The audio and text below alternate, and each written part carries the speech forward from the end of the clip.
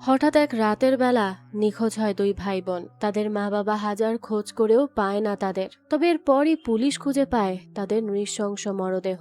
কে খুন করলো তাদের, আর কেনই বা করলো? পুলিশ কি পারবে সেই ভয়ঙ্কর খুনিদেরকে খুঁজে বের করতে, আর ওই অসহায় মা বাবাকে তাদের সন্তান হত্যার বিচার পাইয়ে দিতে? সেটা দেখবো আজকের গল্প রাখে। চলুন তাহলে আর দেরি না করে টান টান রহস্যে ঘেরা এই রোমাঞ্চকর গল্পটি শুরু করা যাক।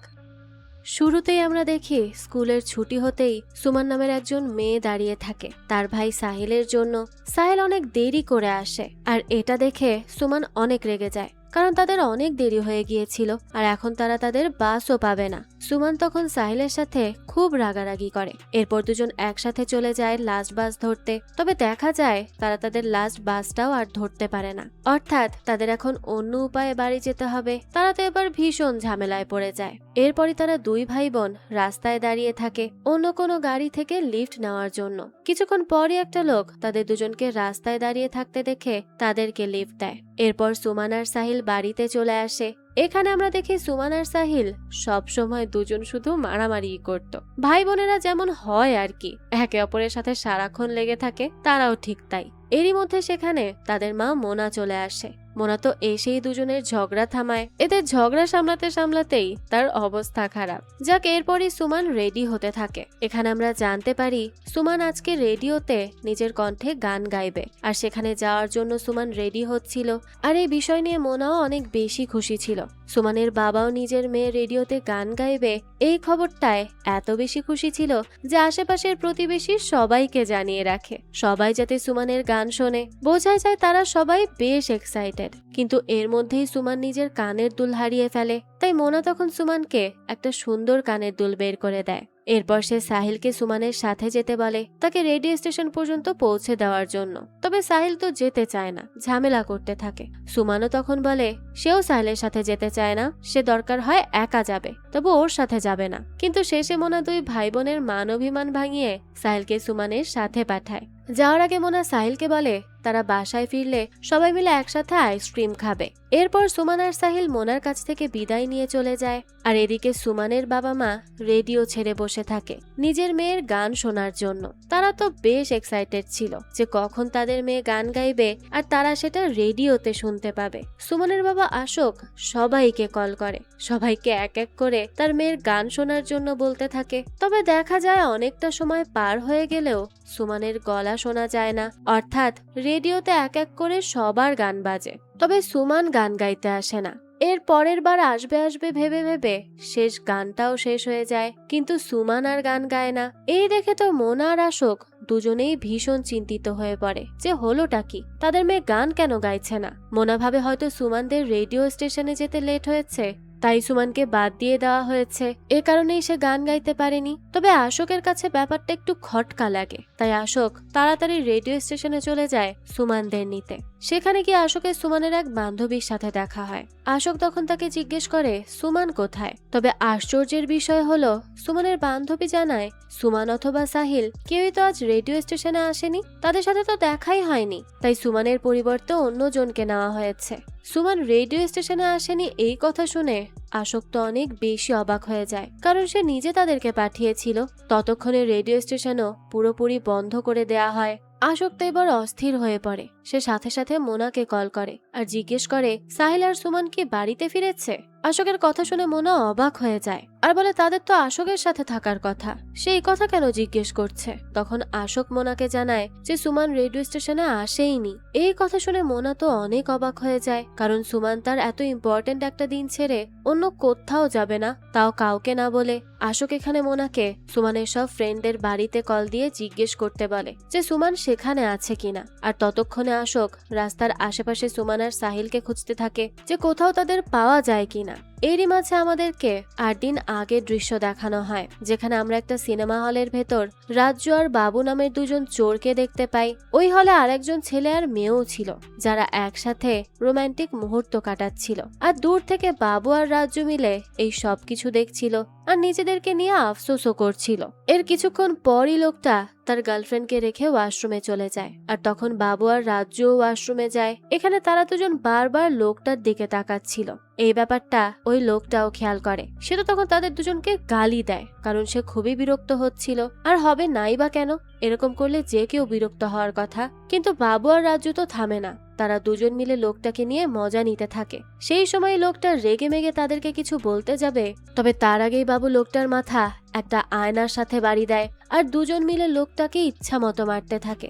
সেই সময় সেখানে লোকটার গার্লফ্রেন্ড এসে এই সব কিছু দেখে চিৎকার করে ওঠে। তবে রাজু লোকটার পকেট খুঁজে দেখে সেখানে বেশি টাকা নেই। তারা দুজন লোকটার ভাবসাব দেখে ভেবেছিল সে অনেক বড় লোক হবে, তবে তার কাছে কোনো টাকা নেই দেখে দুজনেই ধোকা খেয়ে যায়। ততক্ষণে সেখানে পুলিশ চলে আসে, তবে বাবু আর রাজু মিলে কোনোভাবে পুলিশের হাত থেকে বেঁচে সেখান থেকে পালায়। পুলিশও তাদেরকে ধরতে পারে না। এরপরই দৃশ্য চলে আসে বর্তমানে, আর আমরা পুলিশ স্টেশনের দৃশ্য দেখতে পাই, যেখানে ইন্সপেক্টর জয়প্রকাশের বাবা রোজগারের মতো পুলিশ স্টেশনের ভেতরেই তার জন্য খাবার রান্না করে নিয়ে আসে। সে প্রায়ই এটা করত। আর সবচেয়ে বড় কথা, তার জন্য বললে ভুল হবে, বরং পুরো স্টেশনের মানুষের জন্যই সে রান্না করে নিয়ে আসে। যার বাবা একজন রিটায়ার্ড হাওয়ালদার ছিল, সাথে রাঁধুনিও ছিল। সে রান্নাটা বেশ ভালোই করত, তাই সে নিজের হাতে রান্না করে সবসময় জয়ের জন্য নিয়ে আসে। সে অনেক ভালোবেসে কাজটা করলেও জয়ের এসব মোটেও ভালো লাগে না। তবুও সে তার বাবাকে সরাসরি কিছু বলতে পারে না। তো জয়ের বাবা খাবার নিয়ে খুবই সচেতন, তাই সে সবার আগে জয়কে খাবার খেয়ে নিতে বলে। তবে সেই সময় জয়ের কাছে মিসিং রিপোর্ট আসে, যেটা ছিল সুমান আর সাহিলের মিসিং রিপোর্ট। আর এই কেস পেয়েই জয় তো আর খাবার খাওয়ারও সময় পায় না। সে তাড়াতাড়ি তার কাজে লেগে পড়ে। সে দ্রুত আশোকদের বাড়িতে গিয়ে পৌঁছায়। এরপর ততক্ষণে সবার কাছে খবর পৌঁছে গিয়েছিল যে বাচ্চা দুটো মিসিং।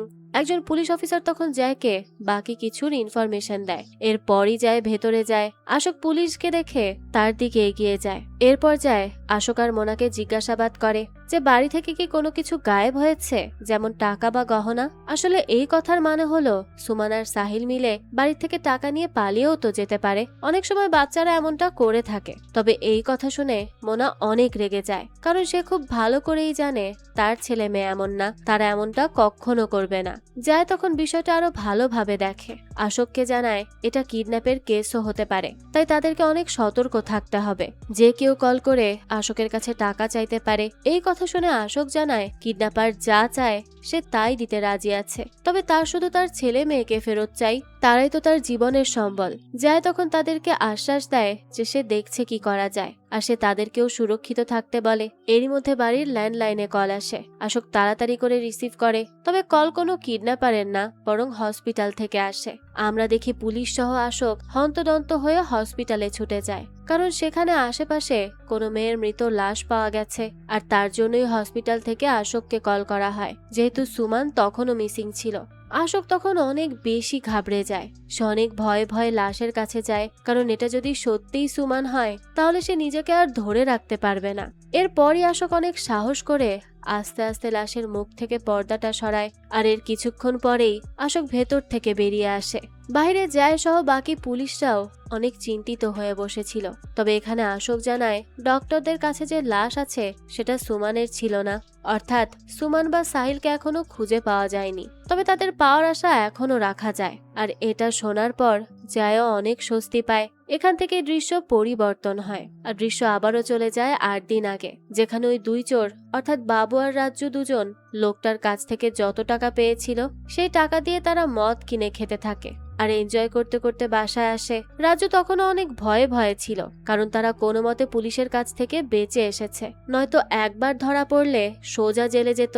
তবে বাবুর এসব নিয়ে কোনো টেনশন ছিল না। কথায় কথায় একটা সময় রাজ্জু আর বাবুর মধ্যে ঝগড়া লেগে যায়। তখন রাজ্জু রাগ করে সেখান থেকে চলে যেতে থাকে, তবে বাবু রাজ্জুকে থামায় আর তাকে খেতে দেয়। এরপর দুজন আবারও মিলে যায়। এখানে বাবু প্ল্যান করছিল কিভাবে বড় কিছু করা যায়, কারণ এতদিন ছোটখাটো চুরি করে তারা অনেক বেশি বোর হয়ে গিয়েছিল। তাই এখন বাবু একটা বড় চুরি করতে চায়। এদিকে বর্তমানে যায় সন্দেহভাজন একজন লোককে ধরে, যে শিশু পাচারের কাজে জড়িত ছিল। যায় তার লোক নিয়ে সেখানে যায় আর সাথে সাথে লোকটাকে ধরে ফেলে। তবে লোকটা অনেক বেশি ভয়ে ছিল আর জায়কে বারবার অনুরোধ করে বলছিল যে সে কোনো বাচ্চাকে কিডন্যাপ করেনি, এই কাজ সে আগেই বাদ দিয়ে দিয়েছে। কিন্তু যায় তার কথাই বিশ্বাস করে না। তখন লোকটা তাদেরকে বিরজু গ্যাংয়ের নাম বলে, যারা বাচ্চাদের কিডন্যাপ করে আর বিভিন্ন জায়গায় পাচার করে দেয়। আবার কোনো কোনো সময় তারা বাচ্চাদেরকে সামনের একটা জঙ্গলেও রাখে।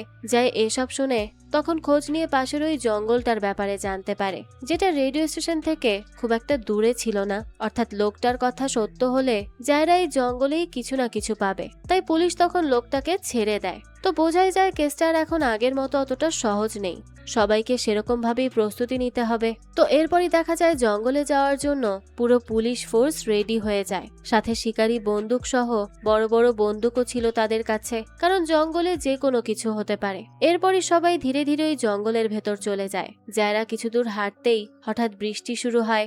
এই রাতের অন্ধকারে বৃষ্টির মাঝেই পুলিশরা আশেপাশের সবকিছু তল্লাশি করতে থাকে, তারা কোনোভাবে থামে না। এরই মাঝে আমাদেরকে ওই ঘটনার 7 দিন আগের কাহিনী দেখানো হয়, যেখানে বাবু তার কথা মতো এবার একটা বড় ধরনের চুরি করার প্ল্যান করে। এতে রাজ্য মোটেও রাজি হয় না, কিন্তু তারপরেও তাকে জোর করে নিয়ে যায় বাবু। প্রথমে রাজ্য আর বাবু মিলে একটা গাড়ি চুরি করে। বাবু গাড়ির গ্লাস ভেঙে লক খোলে। এরপর তারা ওই গাড়িটা নিয়ে একটা বিশাল বাড়ির সামনে চলে আসে। রাজ্য তখনও ভয় পাচ্ছিল, কারণ একবার তারা ধরা পড়ে গেলে নিশ্চিত জেলে যাবে। তবে বাবু জানায় বাড়ির ভেতর কেউ নেই, তাহলে কে পুলিশে খবর দিবে? তারা শুধু ভেতরে গিয়ে দামি দামি জিনিস চুরি করে চলে আসবে। রাজ্য তখন আর কিচ্ছু বলে না। এরপর তারা দুজন নিজেদের মুখ বেঁধে বাড়ির ভেতর চলে যায়। তারা ভেবেছিল বাড়িতে কেউ নেই, তবে রাজ্যুরা বাড়িতে ঢুকতেই একজন বৃদ্ধ লোক আসে আর তাদের দুজনকে ধরে ফেলে। তবে তারা দুজন তখন বৃদ্ধ লোকটাকে ধরে বেঁধে রাখে। বাবু সারা ঘর ঘুরে ঘুরে দেখে, আর রাজ্য বাড়ির ভেতর দামি দামি যা কিছু পায় সবকিছু গুছিয়ে নিতে থাকে। তবে রাজ্য বাইরে এসে দেখে সেখানে বাবু ছিল না, তাই রাজ্য তাড়াতাড়ি সেখান থেকে চলে যেতে নেয়। তবে তখন ওই বৃদ্ধ লোকটা বাধা অবস্থাতেই রাজ্যুর পা টেনে ধরে। রাজ্য তো এতে ভীষণ ঘাবড়ে যায়। সে তখন কোনো মতো ওই বৃদ্ধ লোকটাকে আঘাত করে তার কাছ থেকে ছুটে গাড়িতে চলে আসে। রাজ্য এসে দেখে বাবু আগে থেকেই গাড়িতে বসেছিল। বাবু তখন রাজ্যুকে জিনিসগুলো গাড়ির পেছনে রাখতে বলে, আর রাজ্যু পেছন ঘুরতেই গাড়ির পেছনের সিটে একটা বাচ্চাকে বাধা অবস্থায় দেখতে পায়। এটা দেখে রাজ্য অনেক বেশি অবাক হয়ে যায়। আসলে বাড়িতে শুধু বৃদ্ধ না, বরং এই ছোট বাচ্চাও ছিল। তাই বাবু এই বাচ্চাকেই তুলে নিয়ে এসেছে। অর্থাৎ বাবু বাচ্চাকে কিডন্যাপ করে বাচ্চার বাবাকে হুমকি দিয়ে টাকা আদায় করতে চাইছিল। তবে রাজ্য এসব কিছুই মানতে চায় না, কারণ সে এত বড় খারাপ কাজ করতে চায় না। তাই রাজ্য বাচ্চাকে ফেরত দিয়ে আসতে চায়, কিন্তু বাবু তখন রাজ্যকে ধমক দিয়ে চুপ করিয়ে দেয় আর বাচ্চাটাকে কিডন্যাপ করে নিয়ে যায়। বর্তমানে জায়রা প্রায় অর্ধেক জঙ্গল তল্লাশি করে ফেলে, তবে তারা তেমন কোনো প্রমাণ পায় না। এরই মধ্যে কন্ট্রোল রুম থেকে খবর আসে যে শেষবার সুমান আর সাহিলকে একটা লাল স্কুটিতে দেখা যায়। এই খবর পাওয়ার পরই যায় তাড়াতাড়ি করে জঙ্গল থেকে বেরিয়ে আসে, কারণ বৃষ্টির কারণে কোনো কাজই হচ্ছিল না। তাই স্কুটি আর স্কুটের মালিকের খোঁজ করার জন্য যায় চলে যায়। এদিকে মোনা আর আশোক এখনো আশা রাখছে যে তারা তাদের সন্তানদের ফিরে পাবে। মোনা অনেক বেশি হতাশ হয়ে পড়েছিল। আশোক তখন নিজেকেই দোষ দিচ্ছিল, কারণ তখন সুমানের সাথে আশোক রেডিও স্টেশন গেলে হয়তো আর এসব হতো না। দৃশ্য চলে যায় পরের দিন। একটা লোক ওই জঙ্গল দিয়েই যাচ্ছিল। তখনই লোকটা তার সামনে একটা জুতা পরে থাকতে দেখে। এটা দেখে তার একটু সন্দেহ হয়, তাই সে আরো সামনে এগিয়ে যায়। আর সামনে যেতেই লোকটা সেখানে দুইটা রক্তে মাখা বিধ্বস্ত হওয়া লাশ দেখতে পায়। এই নির্মম দৃশ্য দেখে লোকটা এতটাই ভয় পায় যে সেখান থেকে চলে যায়। এরপরে সে পুলিশদের খবর দেয়, যারা তখন তাড়াতাড়ি এসে সেখানে পৌঁছায়। যদিও লাশ দুটোর মুখ ভালোভাবে বোঝা যাচ্ছিল না, তবুও একসাথে দুইটা লাশ আর তার সাথে জামা কাপড়ের মিলের কারণে যায় খুব ভালো করেই বুঝতে পারে যে এরাই সাহিল আর সুমান ছিল। অর্থাৎ সাহিল আর সুমান এখন বেঁচে নেই। দুটো লাশের শরীরে অনেক ক্ষত ছিল, খুবই নির্মম অবস্থা ছিল তাদের। যায় সবকিছুর এভিডেন্স নিতে থাকে। বাকি পুলিশরা তখন আশেপাশে খুঁজে সুমানের ওড়না সহ আরো একটা জুতা পায়, আর সেখানে একটা গাড়ির লুকিং গ্লাসও পাওয়া যায়, যেটা কিডন্যাপারের গাড়ির ছিল।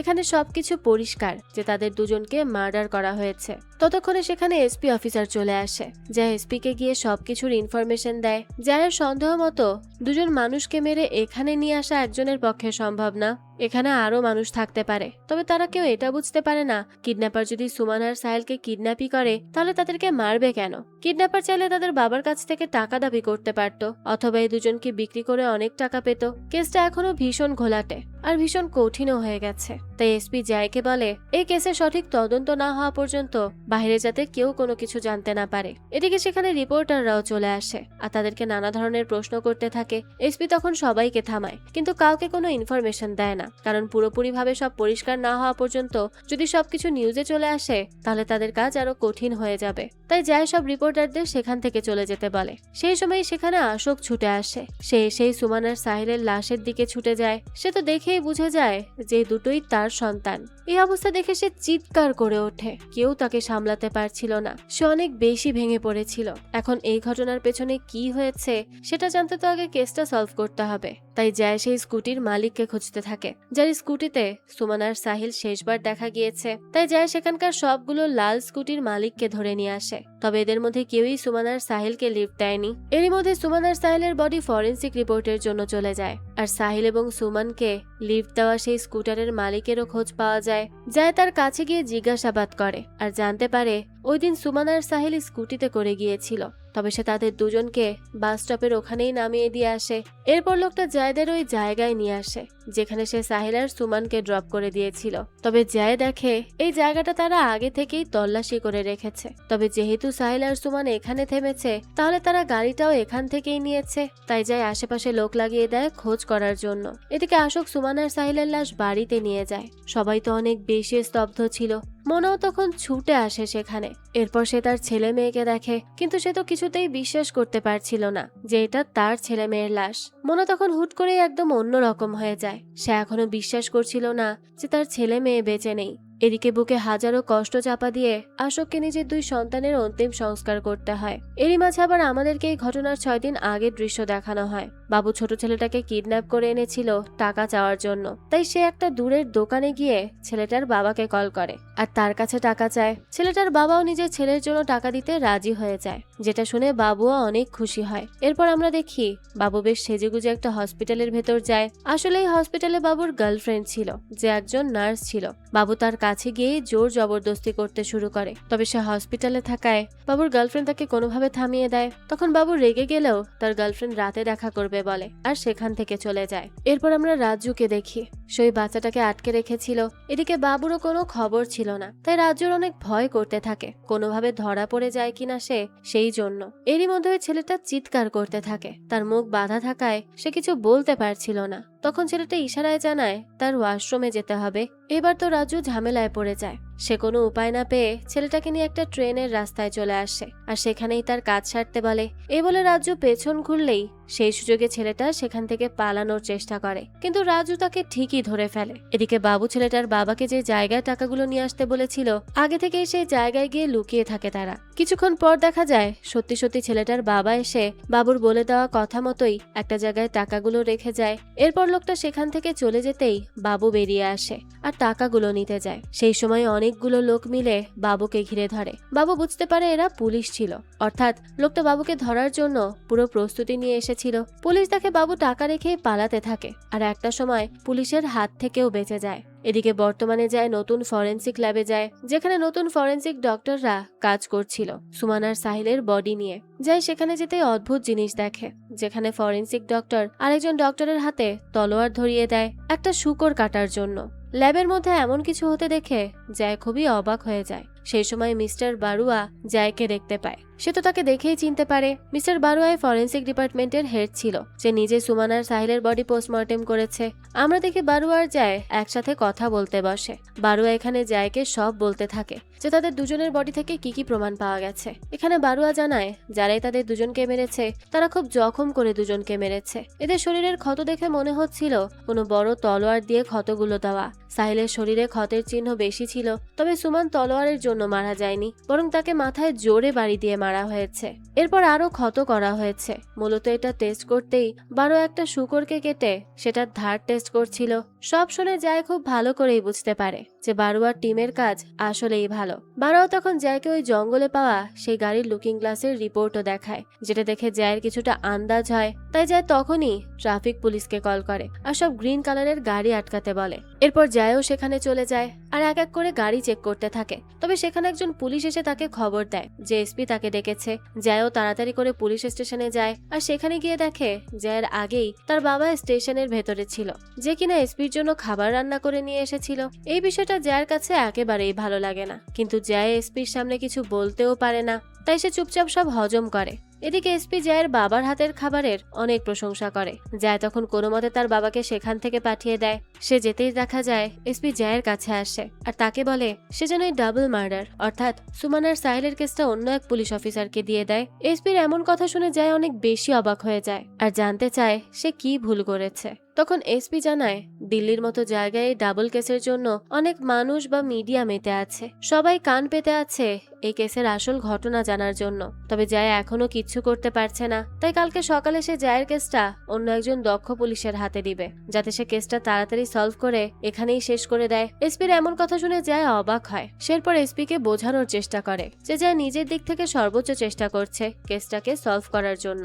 এমনকি জয় এটাও বের করেছে যে তাদের দুজনকে তলোয়ার দিয়ে মারা হয়েছে, তাহলে বাকি কিছুও বের করতে পারবে। কিন্তু এসপি তখনও জয়কে এসব নিয়ে কোনো কথা বলে না, শুধু জয়কে কাল সকাল পর্যন্ত সময় দেয়। এবার জয় অনেক বেশি ভেঙে পড়ে, তবে না চাইতেও তাকে এসপির কথা মেনে নিতে হয়। দৃশ্য পরিবর্তন হয়, আমাদের আবারও কিছুদিন আগের দৃশ্য দেখানো হয়। এখানে রাজ্জু বাচ্চাটাকে আবারও ধরে নিয়ে এসে বেঁধে রাখে আর বাবুর জন্য অপেক্ষা করতে থাকে। বাবুও তখন কোনো মতে বেঁচে সেখানে চলে আসে।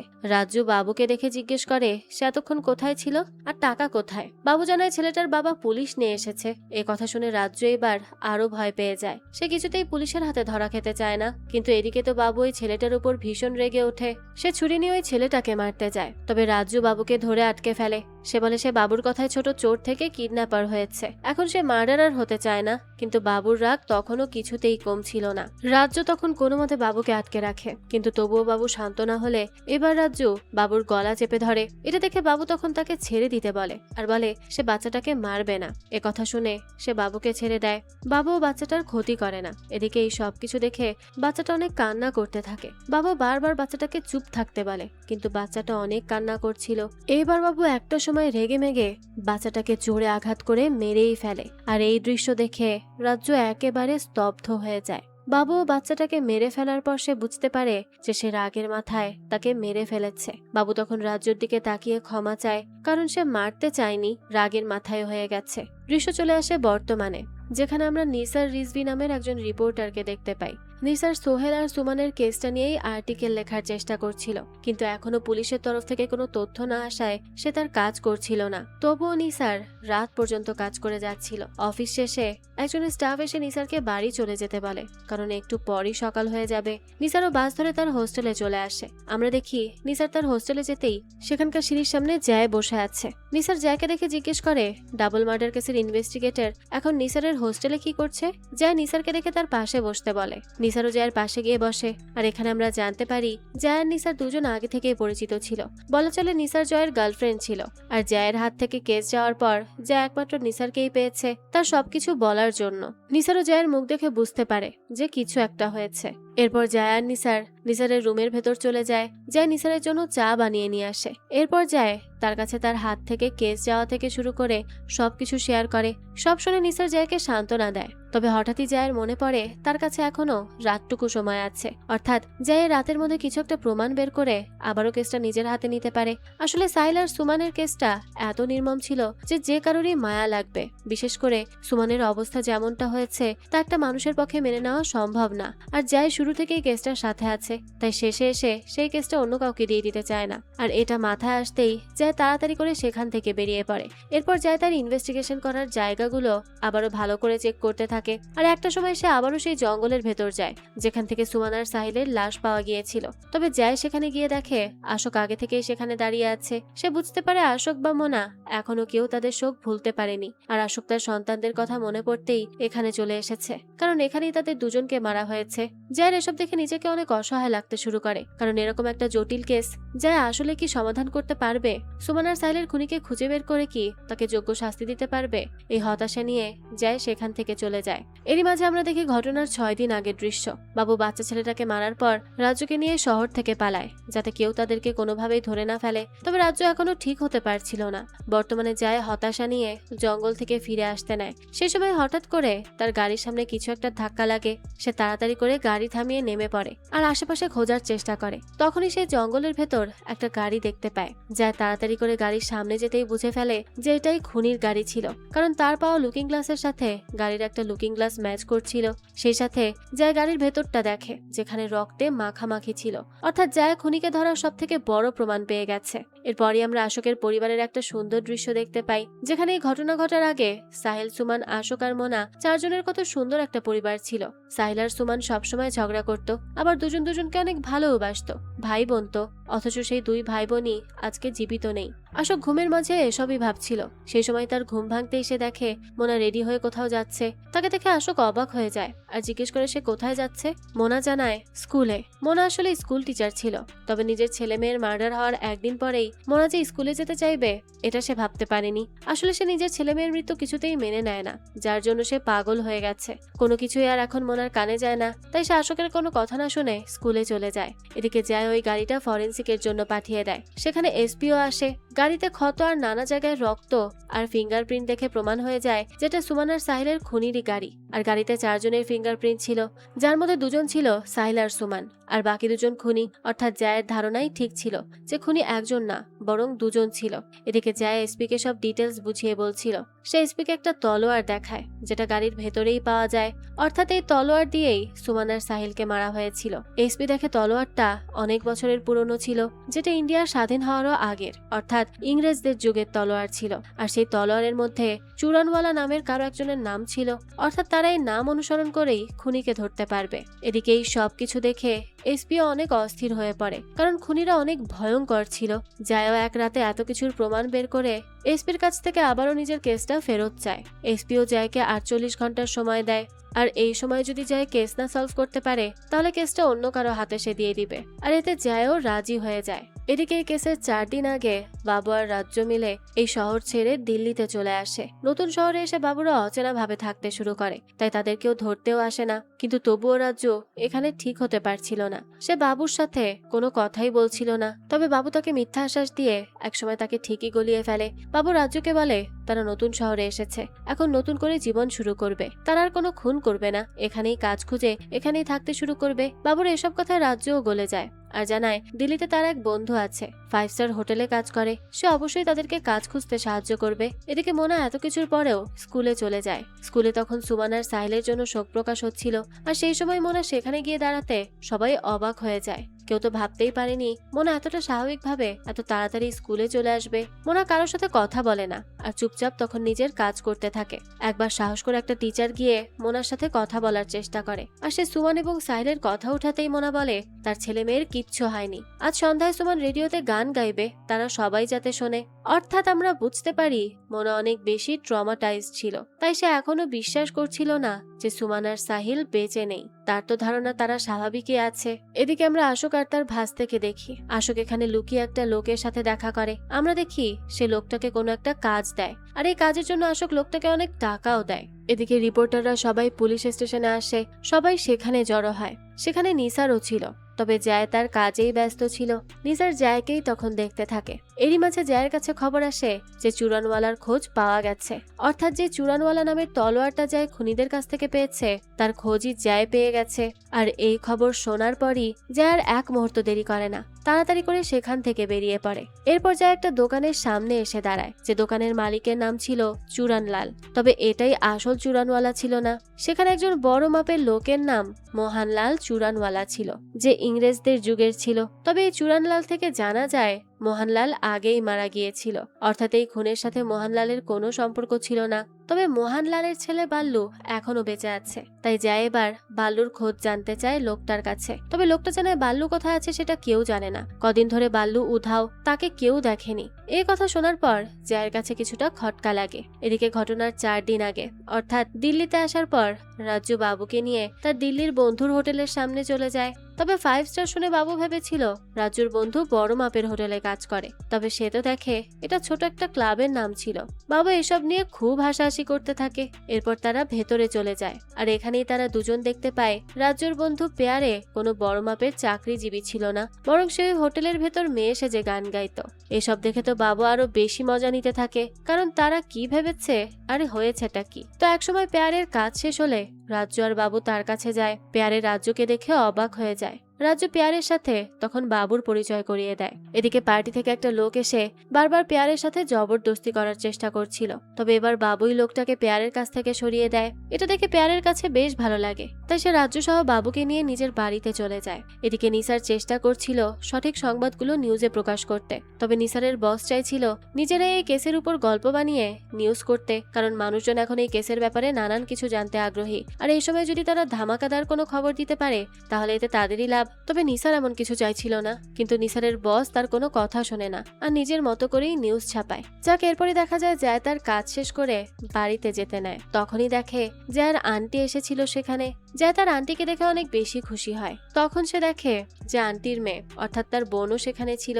জয়ের আন্টি জয়ের জন্য খাবার রেডি করতে থাকে আর তাকে সুমান এবং সাহিলের কেসের ব্যাপারে জিজ্ঞেস করে। প্রায় পুরো দেশে এই কেসের খবর ছড়িয়ে পড়েছিল আর নানা জনের নানান রকম কিছু ভেবে বসে আছে। এই কেস জুড়ে বিভিন্ন ধরনের কাহিনীও বানিয়ে ফেলেছে তারা। পুলিশ এখনো কেস সলভ করতে পারছিল না দেখে অনেকে আশাই ছেড়ে দিয়েছিল। এখানে জয়ের বোন দিল্লিতে এসে পড়ালেখা করতে চাইলে জয়ের আন্টি সেটাতে মানা করে দেয়, কারণ এই কেসের পর তাদের মধ্যে ভুল ধারণা তৈরি হয়েছে যে দিল্লিতে এখন মানুষ সুরক্ষিত না। তবে এসব শুনে জয়ের কাছে ভীষণ খারাপ লাগে, কারণ তারা তাদের দিক থেকে চেষ্টা করছে দেশটাকে ক্রাইম মুক্ত রাখতে, তবে হত্যাকারীরা তো সেটা মানবে না। তাই জয় তার আন্টির ভুল ভাঙিয়ে বলে তাদের ভয়ের কিছু নেই, কারণ পুলিশ সবসময় সবার সাথে আছে। কিন্তু জয়ের কথা শুনে তার আন্টি বলে বাচ্চা দুইটার বাবাও তো আর্মির একজন ছিল, অর্থাৎ সবার ধারণা এটাই, যেখানে একজন আর্মি পার্সনের বাড়ির দুই সন্তান এভাবে খুন হতে পারে সেখানে সাধারণ মানুষের অবস্থা তো আরো খারাপ হবে। আসলে এখানে ভুল ধারণার কিছুই নেই। দেশের খুনিগুলোর জন্য পুরো দেশের বদনাম এভাবেই রটে যায়, এখানেও তাই হচ্ছে। তবে জয় আর কিচ্ছু বলতে পারে না, কারণ এখন সে যত কিছুই বলুক না কেন মানুষ সেটাই বিশ্বাস করবে যে কাহিনীতে মশলা বেশি। তাই সে আর কিচ্ছু না বলে চুপচাপ নিচে চলে যায়। আর জয় নিচে আসতেই দেখে তার বাবা বাকি পুলিশদের সাথে গল্প শুরু করে দিয়েছে আর তাদেরকে খাবারের জন্য ডাকছে। এসব দেখে জয় এবার আর চুপ থাকতে পারে না, তাই সে তার বাবাকে সরাসরি বলে যে সে যাতে যেখানে সেখানে এসে সবাইকে নিজের রান্না খাওয়াতে ব্যস্ত না হয়ে পড়ে। এটা জয়ের ডিউটির জায়গা, তার বাবার রান্নার হোটেল না যে সবাই সবসময় খাবার খেতেই থাকবে। জয়ের এমন কথা শুনে তার বাবা অনেক অবাক হয়ে যায়, তবে জয় তার বাবাকে কোনো কিছু বলার সুযোগ না দিয়ে সেখান থেকে চলে যায়। এরপর আমরা দেখি সেই পেয়ারেকে, সে বাবু আর রাজ্যকে নিজের বাড়িতে নিয়ে আসে আর তারা তিনজন মিলে ড্রিঙ্ক করতে থাকে। পেয়ারে তাদের দুজনকে তার জীবনে ঘটা সবকিছু বলতে থাকে। সেও ধোঁকা খেয়ে দিল্লিতে এসেছিল, সে ভেবেছিল এখানে ভালো চাকরি পাবে, তার জীবনটা সুন্দর হয়ে যাবে। তবে এখানে এসে তাকে মেয়েদের সাজ সেজে গান গাইতে হয়, নাচতে হয়, আর এর জন্য অনেক লোকেরা তাকে নানান ধরনের খারাপ খারাপ অফারও দেয়। আর এভাবেই চলতে চলতে পেয়ারে এখন অনেক বেশি ক্লান্ত হয়ে পড়েছিল। তাই সে তাদের দুজনকে জানায় এই শহরটা অনেক বড়, কিন্তু এখানে কাজ পাওয়াটা কঠিন। এদিকে বর্তমানে যায় আবারও ফরেন্সিক ল্যাবে যায়। জয়কে দেখে বারুয়া তাকে নিয়ে ওই গাড়িটার সামনে আসে। এখানে বারুয়া জানায় তারা গাড়িটা অনেক ভালো করে চেক করেছে আর এরপরই কনফার্ম হয়েছে যে সুমান আর সাহিল গাড়ির পেছনের সিটে ছিল। তার প্রমাণ পেছনের সিটে তাদের দুজনের রক্ত ছিল। তবে অবাক করা বিষয় হলো গাড়ির সামনের সিটেও কিছু রক্ত ছিল, যেগুলো সুমান বা সাহিলের কারোরই ছিল না, অর্থাৎ সেটা খুনির ছিল। এর মানে সুমান আর সাহিল নিজেদের বাঁচানোর জন্য খুনিদেরকেও জখম করেছিল আর সেটার রক্তই গাড়িতে পড়েছিল। এই সব কিছু জানার পর জয়ের মাথায় একটা জিনিস আসে যে খুনিরা যেহেতু জখম হয়েছিল তাই তারা অবশ্যই হসপিটালে যাবে, মানে তাদের হসপিটালে যাওয়ার কথা আর কি। তাই জয় এবার বুদ্ধি করে পাশের একটা হসপিটালে চলে যায় আর সেখানে গিয়েই সে জানতে পারে সেদিন রাতে দুজন লোক খুবই জখম হয়ে এসেছিল হসপিটালে। তবে ডক্টর যখন তাদেরকে তাদের আঘাতের ব্যাপারে জিজ্ঞেস করে তখন তারা এক এক সময় এক এক বাহানা দেয়, ঠিকমতো কিছুই বলে না। আর এতেই ডক্টরের সন্দেহ হয়, তাই ডক্টর পুলিশেও রিপোর্ট লেখায়। তবে ডক্টর তাদের চিকিৎসা দেওয়ার পর লোক দুটো হঠাৎ করেই সেখান থেকে উধাও হয়ে যায়, তাদেরকে আর কেউ খুঁজে পায়নি। এই সব কিছু শুনে যায় ডক্টরকে জিজ্ঞেস করে যে লোকগুলো দেখতে কেমন ছিল। তখন ডক্টর জানায় একজন বেশ লম্বা ছিল, যার হাতে একটা পোড়া দাগ ছিল, আর একজন একটু কম হাইটের। আর তাদেরকে দেখে কিছুতেই বোঝা যাচ্ছিল না যে তাদের ছোটখাটো কোনো অ্যাক্সিডেন্ট হয়েছে। এই সব কিছু শোনার পর এবার যায় হাওয়ালদারের কাছে যায়, যার কাছে সেদিন রাতে ডক্টর রিপোর্ট লিখিয়েছিল। তবে হাওয়ালদার জানায় তার কাছে কেসটা অনেক জটিল মনে হয়, তাই সে রিপোর্টটা লেখেনি। এই কথা জানার পর তো জয়ের প্রচন্ড রাগ হয় আসলে সমস্যাটাই হলো সিস্টেমে। সবাই কেমন গা ছাড়া ভাব নিয়ে চলে। যদি হাবালদার ওই দিন ওই দুজন লোকের রিপোর্ট লিখতো, তাহলে হয়তো তারা ওই দুজন খুনিকে ধরতে পারত। এখানে যায় আরো জানতে পারে যে ওই দিন রাতে যায় যখন এই হসপিটালে এসেছিল তল্লাশি করতে, তখন ওই দুজন লোক অর্থাৎ খুনিরা এই হসপিটালেই ছিল। এর মানে যায় খুনির অনেক কাছে এসেও তাদেরকে ধরতে পারেনি। এই সবকিছু বুঝতে পেরে যার অনেক বেশি আফসোস হয়। এর মাঝে দৃশ্য আবারও অতীতে যায়। দেখা যায় সেদিন রাতে পেয়ারে ড্রিঙ্ক করে একেবারে মাতাল হয়েছিল। তবে পেয়ারে তখন বাবুদের বাল্লু নামের একটা লোকের কথা জানায়, যে কিনা সবসময় পেয়ারেকে ডিস্টার্ব করত, সবসময় আজে বাজে কথা বলতো। আর এই সবকিছু শোনার পরই বাবু বলতে থাকে তারা বাল্লুকে শাস্তি দিবে, আর সেটা অবশ্যই দিবে। এরপর আর কি, তারা তিনজন মিলে সাথে সাথে সেই বাল্লুর বাড়িতে চলে যায়। আসলে বাবু শুনেছিল বাল্লু অনেক বড় লোক, তাই বাবু আর রাজ্জু মিলে পেয়ারেকে নিয়ে বাল্লুর বাড়িতে চলে আসে। বাবুর তো ধান্দা ছিল চুরি করা, অথচ পেয়ারে তো ভেবেছিল বাবু আর রাজ্জু তার হয়ে প্রতিশোধ নিতেই বাল্লুর কাছে এসেছে। তবে সেখানে গিয়ে দেখে বাবুরা তো লোভে পড়ে বাল্লুর বাড়ি পর্যন্ত এসে গেছে। তাই বাবু পেয়ারেকে বাল্লুর হাতে দিয়ে দেয় আর বাল্লুর কাছ থেকে টাকা চায়। এসব দেখে পেয়ারে খুবই অবাক হয়ে যায়। তবে বাল্লু তখন বাবুর সাথেই ফ্লার্ট করতে থাকে। এটা দেখে রাজ্জু পেছন থেকে বাল্লুর মাথায় বাড়ি দিয়ে দেয়। এতে তো সে খুব রেগে যায় আর তাদেরকে মারতে থাকে। তবে বাবু আর রাজ্জু মিলে তখন বাল্লুকে ইচ্ছা মতো মারে আর তাকে বেঁধে রাখে।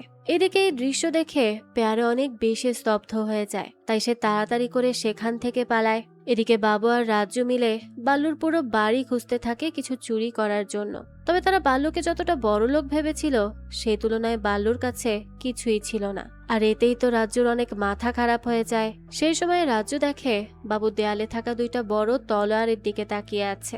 রাজ্জুও তখন সেখানে যায় আর তলোয়ার দুটো দেখে খুব ভালো করেই বুঝতে পারে এটা ইংরেজদের সময়কার তলোয়ার ছিল, মানে বহু পুরনো, আর এর দামও অনেক হবে।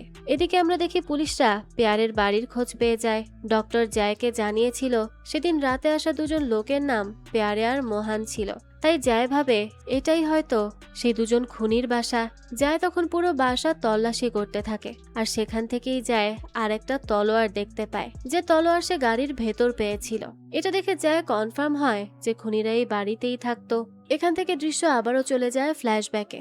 দেখা যায় বাবু আর রাজ্জু মিলে বাল্লুর বাড়ি থেকে তলোয়ারটা চুরি করে বেরিয়ে পড়ে আর বেরিয়ে দেখে পেয়ারে তাদের রেখেই পালিয়ে গেছে। তখনই রাজ্জু বাড়ির সামনে থাকা একটা গাড়ি দেখতে পায় আর তখনই সুযোগ বুঝে রাজ্জু আর বাবু মিলে ওই গাড়িটাও চুরি করে সেখান থেকে পালিয়ে যায়।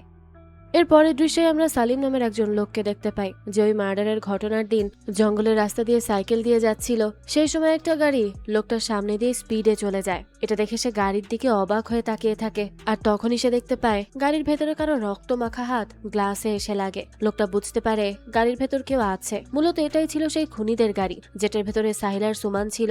আর সেই সময় খুনি সুমান আর সাহিলকে মারছিল। আর এই সবকিছুই সে নিসারকে বলতে থাকে। আসলে নিসার পুলিশ স্টেশনে গিয়েছিল সিং নামের একজন পুলিশের সাথে কথা বলতে। সে জানতো যে সিং এর কাছে এমন কোন রিপোর্ট আছে যেটার মাধ্যমে সে কেসের ব্যাপারে জানতে পারে। তাই নিসার সিংকে ভুলিয়ে ভালিয়ে কথা বের করে ফেলে। সিং এর কাছে অনেক ধরনের রিপোর্ট এসেছিল সুমানদের কেস নিয়ে। কেউ কেউ বলছে তারা সুমানদের ট্রেনে দেখেছে, তো কেউ বলেছে মেলায়। আর নিসারও সেই সুযোগে সিং এর কাছ থেকে সবার ডিটেলস নিয়ে নেয় যে কে কে সুমানদের দেখেছে। আর সেখান থেকে নিসার সালিমের কাছে আসে। আর আসলে ওই দিন চান্দা গাড়িতে সাহিল আর সুমানকে দেখেছিল। এরপর দেখা যায় সুমান তখন বাঁচার জন্য ছটফট করছিল। সালিম গাড়ির সামনে গিয়ে সুমানকে বাঁচানোর চেষ্টা করে, কিন্তু লোকগুলো সালিমের এক পা ভেঙে দেয় আর সেখান থেকে চলে যায়। এরপরই সে পুলিশে রিপোর্ট করেছে। এই সব ঘটনা শুনে নিসার জিজ্ঞেস করে সে কি ওই খুনি দুজনের চেহারা দেখেছে। সালিম জানায় না, ভালোভাবে দেখতে পারেনি। এদিকে পুলিশ মোহন পেয়ারের বাড়ির মালিককে পুলিশ স্টেশনে নিয়ে আসে জিজ্ঞাসাবাদের জন্য। আমরা দেখি পুলিশ সেম টু সেম বাবু আর রাজ্জু দুজনের মুখের স্কেচ আঁকিয়েছে, অর্থাৎ তাদের মতে এরাই খুনি। এখানে যায় বাড়িওয়ালাকে তাদের দুজনের ছবি দেখায় আর জিজ্ঞেস করে এরাই কি মোহন পেয়ারে। যার কথা শুনে বাড়িওয়ালা অবাক হয়ে যায় আর জানায় এদের দুজনকে তারা চেনে না, তবে পেয়ারে মোহন তো একজনের নাম। অর্থাৎ পুলিশ রাজ্জু আর বাবুকে পেয়ারে আর মোহন ভেবেছে, তবে পেয়ারে মোহন তো রাজ্জুর বন্ধুর নাম ছিল। আর আর সে ওই বাড়িতে ভাড়া থাকতো। এটা জানার পর জয় বাড়িওয়ালাকে জিজ্ঞেস করে যে প্যারে কোথায় কাজ করতো।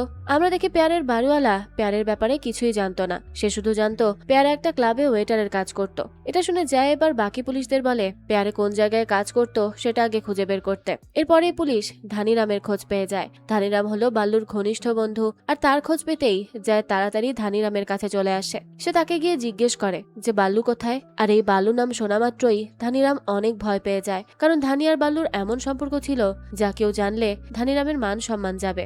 সে এখানে সোজা জানিয়ে দেয় যে সে বাল্লুকে চেনে না। তবে যায় একটু হুমকি ধামকি দিতেই আমরা দেখি সে পুলিশদের বাল্লুর বাড়িতে নিয়ে যায়। পুলিশরা বাল্লুর বাড়ির দরজা খুলতেই বাড়ির ভেতর থেকে অদ্ভুত গন্ধ পায়। তারা সবাই বাড়ির সব জায়গায় তল্লাশি করতে থাকে। আর একটা সময় বাল্লুর লাশ একটা বক্সের ভেতর পাওয়া যায়, অর্থাৎ বাবু আর রাজু বাল্লুকে মেরে বক্সে রেখে গিয়েছিল। এই দৃশ্য দেখার পর সবাই অবাক হয়ে যায়। যায় ধানিরামকে জিজ্ঞেস করে বাল্লুর কোনো শত্রু ছিল কি। তবে ধানিরাম জানায় তার কোনো শত্রু ছিল না, তবে তাকে মারার জন্য অনেক মানুষ ছিল। যায় ধানিরামকে জিজ্ঞাসাবাদ করে আরো জানতে পারে যে বাল্লু কদিন ধরে বারে বেশি যেত। আর বাড়ির কথা শুনে যায় বুঝে যায় যে প্যারে মোহন আর বাল্লুর সাথে কোনো না কোনো কানেকশন তো অবশ্যই আছে। এদিকে আমরা ঘটনার 3 দিন আগের দৃশ্য দেখতে পাই, যেখানে বাবু বাল্লুর বাড়ি থেকে ওই তলোয়ার আনে আর সেই তলোয়ার দিয়ে মাংস কেটে খায়। বাবুর কাছে অনেক বেশি ভালো লাগছিল এটা। এদিকে পেয়ারে বাবুদের ছেড়ে পালিয়ে যাওয়ায় বাবু এবার প্ল্যান করে তারা পেয়ারেকে শাস্তি দিবে। তাই সেদিন বাবু আর রাজু পেয়ারের বারে চলে যায় আর পেয়ারেকে ধরে তাকে বেঁধে ফেলে। এরপর তারা পেয়ারাকে নিয়ে গাড়িতে উঠতে গেলে তখন বাড়ির একজন তাদেরকে দেখে ফেলে। লোকটা তাদেরকে আটকাতে গেলে বাবু জানায় তারা দিল্লির পুলিশ। এ কথা শুনেই তো লোকটা আর কিচ্ছু বলে না। বর্তমানে বাল্লুর ফরেন্সিক রিপোর্ট থেকে জানা যায় যে বাল্লুর শরীরের ক্ষত 7 দিন আগে হলেও সে 3 দিন আগে মারা গেছে। অর্থাৎ বাবু আর রাজু মিলে বাল্লুকে সেদিন একেবারে মেরে না ফেলে বক্সে আটকে রেখেছিল। আর বাল্লু ওই বক্স থেকে ছাড়া পাওয়ার অনেক চেষ্টা করেছিল, কিন্তু শেষে না পেরে সে মারা যায়। এখানে আরো একটা জিনিস জানা যায় যে বাল্লুর বাড়িতে যে 2 জন লোকের ফিঙ্গারপ্রিন্ট দেখা যায়, ঠিক সেই একই ফিঙ্গারপ্রিন্ট সুমানার সাহিলের হত্যা হওয়া গাড়িতেও পাওয়া গেছে। অর্থাৎ যায় বুঝতে পারে সুমানার সাহিলের হত্যাকারী ছিল বাল্লুর হত্যাকারী। এইসবের পর জয়ের কাছে কেসটা আরো বেশি জটিল হয়ে পড়ে, কারণ সে যে প্রমাণ জোগাড় করে তা সবই ভুল হয়। সে ভেবেছিল বাল্লু আর প্যারায় বাচ্চা দুটোর খুনি হবে, তবে তারা দুজন তো নিজেরাও খুন হয়েছে। আর যারা খুন করেছে তাদের খোঁজ এখনো জানে না সে। এদিকে যায় বারোয়ার সাথে কথা বলে বাহিরে বের হয়, তখনই সেখানে নিসারকে দেখতে পায়। তবে যায় তার সাথে খুব রেগে ছিল, কারণ নিসার আসল তথ্য নিউজে না দিয়ে উল্টো দিল্লি পুলিশ ফোর্সের উপরেই প্রশ্ন তুলেছে, যেটা আশা করেনি যায়। তাই সে নিসারকে দেখে সেখান থেকে চলে যায়। তখন জয়ের কাছে খবর আসে তার বাবা হসপিটালে আছে। এই কথা শুনে যায় তাড়াতাড়ি হসপিটালে যায়। তবে সেখানে গিয়ে দেখে তার বাবার হাত পুড়ে গেছে রান্না করতে গিয়ে। এটা নিয়ে যায় তার বাবাকে বেশ বকাঝকা করতে থাকে আর এসব রান্না বান্না বন্ধ করতে বলে। তখনই জয়ের কাছে খবর আসে যে তারা পেয়ারের বাড়ির খোঁজ পেয়ে গেছে। এরপর জয় সেই বাড়ি চলে যায় আর সেখানে গিয়ে জানতে পারে পুরো ঘটনা, যে 3 দিন আগে পেয়ারাকে 2 জন লোক নিজেদের দিল্লি পুলিশ দাবি করে তুলে নিয়ে গিয়েছিল। লোকটা জয়কে পেয়ারের ছবিও দেখায়। সব শোনার পর জয় এবার বাল্লু আর রাজুর ছবি দুটো লোকটাকে দেখায়। লোকটা জানায় হ্যাঁ, এই দুজনই তো নিজেদেরকে দিল্লি পুলিশ বলে পেয়ারাকে নিয়ে গিয়েছিল। এই কথা জানার পর থেকেই জয় এবার ওই অজানা দুজনকে খুঁজতে থাকে। এদিকে আমরা দেখি ওদিন বাবু আর রাজু মিলে পেয়ারাকে তুলে নিয়ে একটা জঙ্গলে চলে আসে তাকে সেখানে মেরে ফেলার জন্য। সেখানে বাবু একটা কাপলকে দেখতে পায়। তখনই ছেলেটা মেয়েটাকে রেখে দূরে যেতেই বাবু মেয়েটাকে ধরে নিয়ে আসে। এরপর রাজু পেয়ারের হাতে তলোয়ারটা দিয়ে মেয়েটাকে মারতে বলে, তবে পেয়ারে মারতে রাজি হয় না। বাবু আর রাজু মিলে তখন পেয়ারাকে জোর করে। পেয়ারে তো ভয়ে ভয়ে তলোয়ারটা হাতে নেয়, কিন্তু মারতে পারে না। তখন রাজু নিজেই তলোয়ারটা নিয়ে মেয়েটাকে মারতে যায়। তখন ওই ছেলেটা সেখানে একজন পুলিশ নিয়ে আসে আর পুলিশ দেখেই রাজু আর বাবু সেখান থেকে পালিয়ে যায়। এদিকে পেয়ারে অনেক বেশি ভয় পেয়ে গিয়েছিল আর পুলিশও তখন পেয়ারেকে ধরে নিয়ে আসে। এখানে আমরা দেখতে পাই আশোক যে লোকটাকে টাকা দিয়েছিল তার কাজ করানোর জন্য, সে লোকটা আশোকের কাছে সুমনের ফরেন্সিক রিপোর্ট নিয়ে যায়। মূলত এই কাজ করতেই আশোক লোকটাকে টাকা দিয়েছিল। আর সেই সুমনের ফরেন্সিক রিপোর্ট দেখে অনেক বেশি ভেঙে পড়ে, কারণ লোকগুলো অনেক নির্মম ভাবে অত্যাচার করেছিল সুমনকে। এদিকে পুলিশরা পেয়ারের খবর পেয়ে যায়। পেয়ারে তখনও জেলে ছিল। যায় পেয়ারের কাছে যায় আর তাকে বাল্লু আর রাজুর ছবি দেখায়, অর্থাৎ পেয়ারে মারা যায়নি। তো তাদের দুজনকে দেখেই পেয়ারে ভীষণ ভয় পেয়ে যায় আর বলে তারা তাকে মেরে ফেলবে। যায় এখন পেয়ারের কাছ থেকে বাল্লু সহ রাজু আর বাবুর ব্যাপারে সব জানতে পারে। যায় তাকে জিজ্ঞেস করে তারা দুজন এখন কোথায় আছে, তবে পেয়ারে জানায় সে জানে না। যায় তখন তাকে ভয় দেখালে সে রাজুর বোনের নাম বলে, অর্থাৎ বাবু আর রাজু এখান থেকে পালিয়ে রাজুর বোনের কাছে যেতে পারে। আর এতক্ষণ আমরা যা ধারণা করে এসেছি সেটাই সঠিক ছিল। বাবু আর রাজু মিলেই সাহিল আর সুমনকে কিডন্যাপ করে নিয়ে গিয়েছিল। সেদিন পুলিশ চলে আসায় বাবু আর রাজু পেয়ারাকে সেখানে রেখে পালায়। সেদিন তাদের দুজনেরই এই দিল্লি ছেড়ে চলে যাওয়ার প্ল্যান ছিল। বাবু খুব স্পিডে গাড়ি চালাচ্ছিল, আর তখনই বৃষ্টির মধ্যে সামনে থেকে সুমন তাদের গাড়িতে লিফট চায়। আর সুমনকে দেখে বাবুর চোখ আবারও লোভী হয়ে পড়ে। আর এটা বুঝতে পেরেই রাজু তাকে আটকানোর চেষ্টা করে, কারণ সে আর কোনো ক্রাইম করতে চাচ্ছিল না। তবে এখন আমাদেরকে এর মাঝের বর্ণনা দেখানো হয়। আমরা দেখি সেদিন রাতে বাবুর অবস্থা খুবই খারাপ হয়ে গিয়েছিল, যার জন্য বাবু গাড়ি চালাতে গিয়ে গাড়ি একদম জঙ্গলের ভেতর অ্যাক্সিডেন্ট করে আর বাবু অজ্ঞান হয়ে পড়ে। তখন রাজু অনেক ঘাবড়ে যায়, আর এরপরেই রাজু বাবুকে নিয়ে হসপিটালে চলে যায়। বাবুর জ্ঞান ফিরতেই নিজেকে হসপিটালে দেখে সে অনেক বেশি রেগে যায় রাজুর উপর। তখন ডক্টর বাবুকে চোখ খুলতে দেখে এসে জিজ্ঞেস করে তার সাথে কি হয়েছিল। বাবু বলে কার অ্যাক্সিডেন্টের কারণে এমনটা হয়েছে। কথা শুনে ডাক্তার অবাক হয়ে যায়, কারণ রাজু ডাক্তারকে বলেছিল ফাইট করতে গিয়ে তাদের এই অবস্থা হয়েছে। এটা শোনার পর বাবু এখন নানা বাহানা বানাতে থাকে। এরপর ডাক্তার যেতেই সে রাজুকে জোর করে নিয়ে হসপিটাল থেকে বেরিয়ে পড়ে। আর এখানেই আমরা দেখি ঠিক ওই সময় অশোক সহ পুলিশ অফিসাররা সেই হসপিটালে ছিল, কারণ ওই দিন অশোকের কাছে খবর এসেছিল কোন একটা মেয়ের লাশ পাওয়া গেছে, কিন্তু সেটা তো সুমান ছিল না। যাই হোক, বাবু আর রাজু তাড়াহুড়ো করে বের হতে নিলে অশোকের ভাস্তের সাথে তাদের ধাক্কা লাগে। তখন বাবুরা আরো তাড়াহুড়ো করে সেখান থেকে যেতে থাকে। সে সময় হাওলাদার তাদের কাছে আসে, কারণ ডাক্তার তার কাছেই রিপোর্ট করেছিল বাবু আর রাজুর ব্যাপারে। হাওলাদার তাদের দুজনের রিপোর্ট লেখাতে চায়, তবে বাবু নানা বাহানা করে আর নিজেদের গরিব বানিয়ে রিপোর্ট লেখাতে বাধা দেয়। তখন হাওলাদার তাদের দুজনের নাম জানতে চায়। বাবু তার আর রাজুর নাম পাল্টে একজনের নাম পেয়ারে আর একজনের নাম মোহন বলে দেয়। এরপরই হাওলাদার তাদের বাড়ির অ্যাড্রেস জানতে চায়। রাজু তখন একটা ভুল অ্যাড্রেস দিয়ে দেয়। এরপরই তারা তাড়াতাড়ি করে সেখান থেকে চলে যায়। অর্থাৎ সেদিন জায়রা খুনির অনেক কাছাকাছি ছিল, তবে তারা কিছুই বুঝতে পারেনি। এদিকে বাবু রাজুকে সেদিনই বাসে উঠিয়ে দেয় আর রাজুকে তার গ্রামে গিয়ে কয়দিন লুকিয়ে থাকতে বলে। ততদিনে বাবু অন্য কোনো ব্যবস্থা করে নিবে। রাজুর অনেক বেশি ভয় করছিল। সে তখন বাবুকে জিজ্ঞেস করে সে কোথায় যাবে। বাবু জানায় সে জিমির কাছে যাবে। আর এরপরেই বাবু রাজুর হাতে কিছু একটা ধরিয়ে দেয় আর এটা নিয়ে গ্রামে চলে যেতে বলে। আমরা দেখি জিনিসটা একটা স্বর্ণের কানের দুল ছিল, যেটা মার্ডার হওয়ার দিন মোনা সুমানকে পড়তে দিয়েছিল। আর এরপরেই বাবু আর রাজু দুজন আলাদা হয়ে যায়। দৃশ্য চলে আসে বর্তমানে। আমরা দেখি নিসারা ততক্ষণে বাবু আর রাজুর ছবি পেয়ে গেছে, আর এখন তারা এটা নিয়েই সঠিক তথ্য বের করে নিউজ করার কাজে লেগে পড়ে। দৃশ্য আবারও ফ্ল্যাশব্যাকে আসে। আমরা দেখি রাজু তার গ্রামে বোনের কাছে চলে যায়। তার বোন এসবের কোনো কিছুই জানতো না। রাজুর শরীরের ক্ষত চিহ্ন দেখে তার বোনের কারণ জিজ্ঞেস করে। রাজু জানায় সে দিল্লিতে শুটিং করতে গিয়ে ব্যথা পেয়েছে। এদিকে কিছুক্ষণ পরই রাজুর দুলাভাই সেখানে চলে আসে। দেখা যায় রাজুর দুলাভাই তাকে হেসে হেসে অনেক খোঁচা মেরে কথা বলে দেয়। তবে রাজু এই সবকিছু মুখ বুজে শুনতে থাকে। সেদিন রাতে রাজু বাইরে শোয়ার সময় শুনতে পায় ঘরের ভেতর থেকে তার বোনের চিৎকারের আওয়াজ আসছে। সে বুঝতে পারে যে তার দুলাভাই প্রতিনিয়তই তার বোনকে এভাবে মারধর করে। এসব দেখে তার রাগ আরো বেড়ে যায়। সে কোনো মতে চুপচাপ সহ্য করে। এখানে আমরা দেখি পুলিশরা পেয়ারের কাছ থেকে রাজুর বোনের বাড়ির অ্যাড্রেস নিয়ে সেই গ্রামে চলে আসে। পুলিশ সোজা রাজুর বোনের বাড়িতে চলে যায়। তবে সেখানে গিয়েও তারা হতাশ হয়, কারণ পুলিশ যাওয়ার আগের দিনই রাজু সেখান থেকে চলে গেছে। যাওয়ার পর বাড়ির আশেপাশে তল্লাশি করতে যায়। তখনই রাজুর বোনের মেয়ে বিন্দিকে দেখতে পায়। বিন্দির মুখের অবস্থা শোচনীয় ছিল।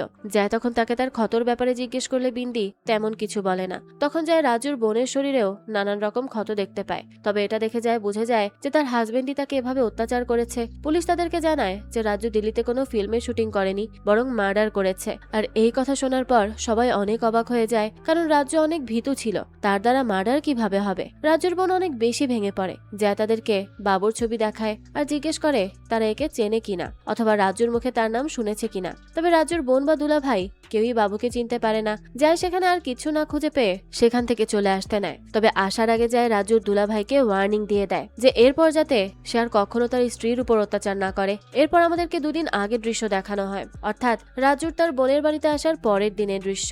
সেদিন রাজু নিজের শরীরের ক্ষতর জন্য বিন্দির সাথে সেখানকার ডাক্তারের কাছে যায়। ডাক্তার রাজুর অবস্থা দেখে বুঝতে পারে না যে একটা ফিল্ম করতে গিয়ে কেউ কিভাবে এত ক্ষত বিক্ষত হয়। এরপরই বৃষ্টি নেমে যায়। রাজু আর বিন্দি তখন একটা দোকানে গিয়ে বসে।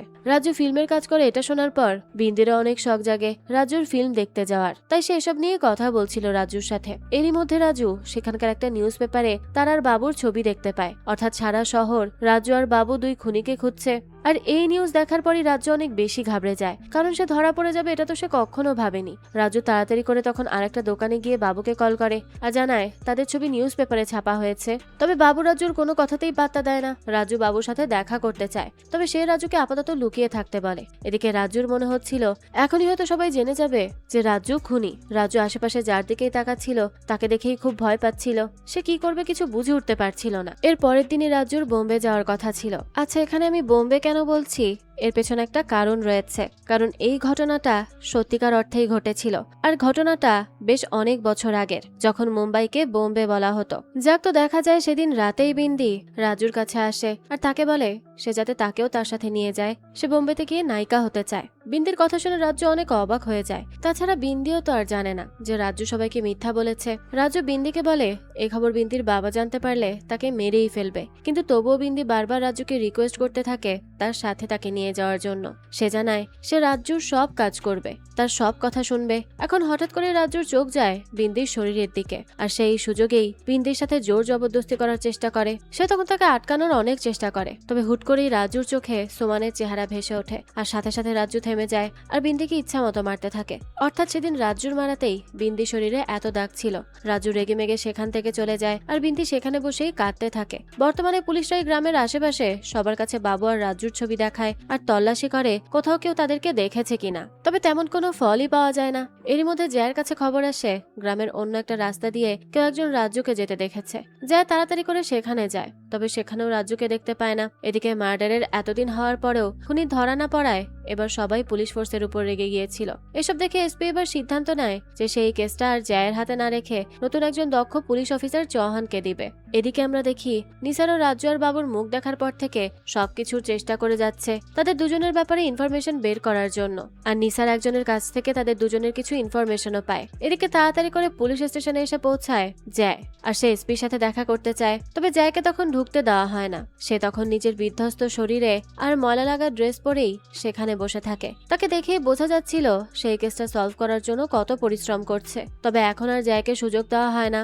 অফিসার চৌহানও সেখানে চলে আসে, আর তাকে দেখেই জয় বুঝতে পারে এসপি কেসটা জয়ের কাছ থেকে নিয়ে চৌহানকে দিতে চলেছে। জয় তখন চৌহানের কাছে গিয়ে কথা বলে। এখানে চৌহান জয়ের ব্যাপারে সব জানে, আর চৌহান বলে এই কেসটা এখন থেকে সে লড়লেও সে জয়ের সাহসিকতা দেখে জয়কে নিজের অ্যাসিস্ট্যান্ট হিসেবে রাখতে চায়। তবে জয়ের কাছে এই কথাটা মোটেও ভালো লাগে না, তাই সে সেখান থেকে চলে আসে। আমরা দেখি নিসার জয়দের বাড়িতে যায়, তখন জয়ের বাবা দরজা খুলে দেয়। নিসার তো জয়ের বাবার জন্য চিকেন রান্না করে নিয়ে এসেছে। এটা দেখে সে অনেক বেশি খুশি হয়, কারণ তার কাছে যে খাবার ভালোবাসে সেই ভালো মনের মানুষ। তবে জয়ের বাবা নিসারকে চিনতে পারে না, তখন নিসার নিজেকে জয়ের বন্ধু হিসেবে পরিচয় দেয়। কিছুক্ষণ পরই সেখানে জয় চলে আসে। সে তখনও নিসারের উপর রাগ করেছিল, আর সে এটাই ভাবতে থাকে যে নিসার হয়তো এখন তার কাছে এসেছে এই কেসের ব্যাপারে আপডেট নিতে, তাই সে নিসারকে অনেক কথা শোনায়। এমনিতেও জয়ের হাতে কেসটা ছিল না, তাই সে আরো বেশি আপসেট ছিল। তবে নিসার এখানে এসেছিল জয়কে বাবু আর রাজুর ব্যাপারে ইনফরমেশন দিতে। বোম্বে, অর্থাৎ বর্তমানে যাকে আমরা মুম্বাই বলি, সেখানে বাবু আর রাজু মিলে বাসা থেকে চুরি করে যে বাচ্চাটাকে কিডন্যাপ করে নিয়ে মেরে ফেলেছিল সেটার সব ফাইল নিসারের কাছে আছে। আর নিসার জয়কে সেই ফাইল দিয়ে বলে সেখানে জয়ের সাথে ঝগড়া করতে আসেনি, আর না কোনো খবর লিখতে এসেছে, আর খবর লেখা তার কাজ সেটাই সে করেছে। তবে নিসার শুধু জয়কে সাহায্য করতে চেয়েছে, এই বলে সে ফাইলগুলো দিয়ে সেখান থেকে চলে যায়। কিছুক্ষণ পরে একজন পুলিশ জয়ের কাছে জানায় বোম্বেতে একটা ক্রাইম হয়েছে, আর সেখানকার অফিসার তার সাথে কথা বলতে চাচ্ছে। জয়ের এই কেসে নেই জেনেও সেই পুলিশ অফিসার শুধু জয়ের সাথেই কথা বলতে চায়, তাই জয় পুলিশ স্টেশনে চলে যায় আর সেই পুলিশ অফিসারের সাথে দেখা করে। আর এখান থেকেই জানতে পারে যে আজ বোম্বেতে আর একটা ক্রাইম হয়েছে, একজন কাপলকে আক্রমণ করা হয়েছে, আর সেটা অন্য কেউ না বরং বাবু করেছে। এই খবর শোনার পর জয় বুঝতে পারে বাবু বর্তমানে বোম্বেতে রয়েছে, তবে এত কিছু ঘটার পরেও বাবু একটার পর একটা ক্রাইম কিভাবে করছে তার জানা নেই। তার হাতে এই কেস নেই, তবুও তার কাছে আজকের রাতটা ছিল, তাই সে তখনই বেরিয়ে পড়ে বোম্বের উদ্দেশ্যে বাবুকে খুঁজতে। এদিকে সুমান আর সাহেলের সাথে থাকা সব জিনিসপত্র চেক করার পর একজন পুলিশ গিয়ে সেগুলো আশোকের কাছে দিয়ে আসে। আশোক জিনিসগুলো লুকিয়ে রাখে, তবে সেদিন রাতে মনে সেই জিনিসগুলো দেখে ফেলে, যেখানে সাহেলের রক্তমাখা জুতা আরো অনেক কিছু ছিল। মোনা এতদিন জানতো না তার সন্তানদের কতটা নির্মম ভাবে মারা হয়েছে। সে তো এসব দেখে নিজের নিস্তব্ধতা আর ধরে রাখতে পারে না, সে এবার হাউমাউ করে কান্না করতে থাকে। আশোক তখন কোনো মতে তাকে ধরে রাখে। এভাবেই দুই অসহায় বাবা মা রাত ভর কান্না করতে থাকে নিজের ছেলে মেয়ের জন্য।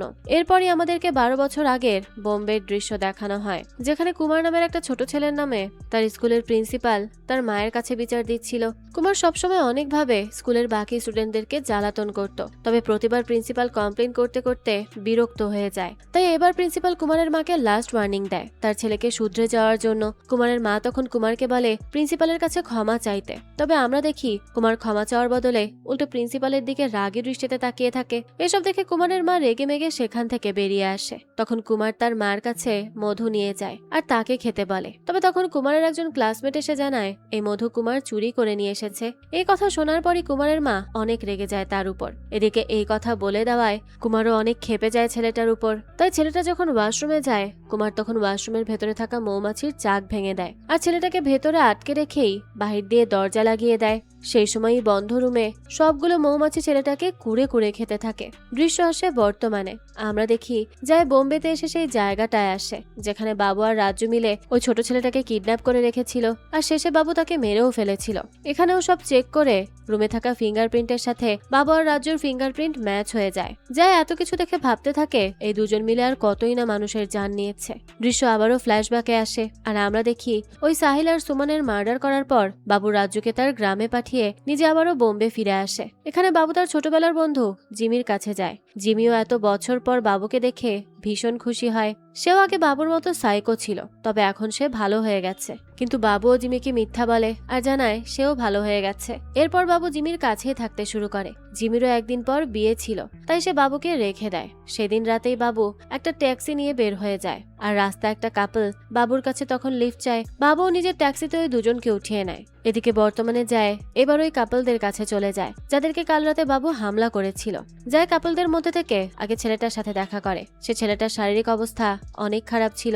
এখান থেকে আমরা ওই দিন রাতের পুরো কাহিনী জানতে পারি। ওই দিন বাবু ওই কাপলদের গাড়িতে ওঠায়, এরপর একটা নির্জন রাস্তায় এনে ছেলেটাকে অনেক মারধর করে আর ছেলেটার সামনেই মেয়েটার সাথে জোর জবরদস্তি করে। বাবু একাই দুজনের অবস্থা অনেক বেশি খারাপ করে দিয়েছিল। শেষে তাদের পালিত কুকুর যার নাম জেমি তাকে নিয়ে সেখান থেকে পালিয়ে যায়। তো বর্তমানে যায় মেয়েটার কাছে যায়। ওই ঘটনার পর মেয়েটা অনেক বেশি ট্রমাটাইজড হয়েছিল, সাথে নিজের প্রিয় কুকুর হারানোরও শোক ছিল তার মাঝে।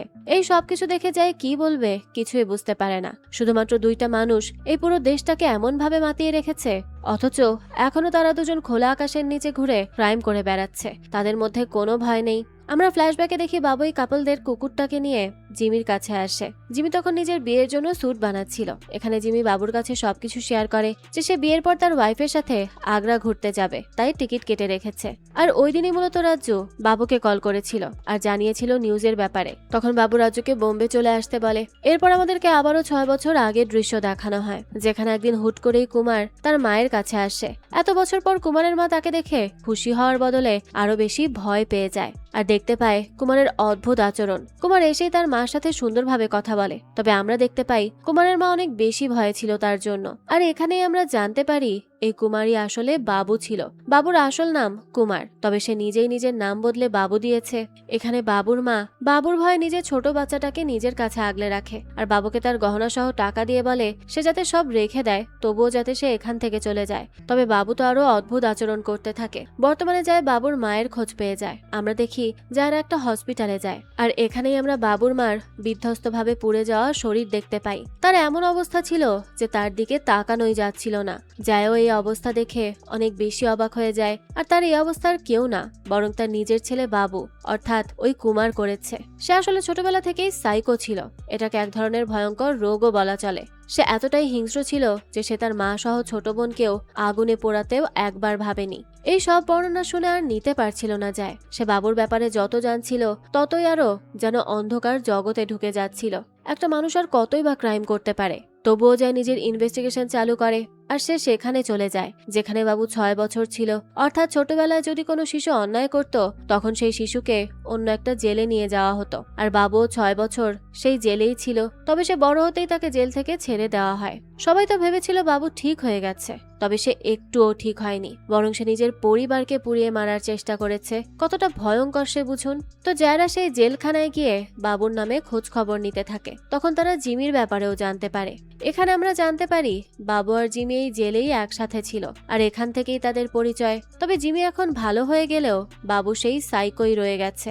এদিকে আমরা বাবুর সেই নার্স গার্লফ্রেন্ড মিনাকে দেখতে পাই। সে খবরের কাগজে আসামি হিসেবে বাবুর চেহারা দেখে।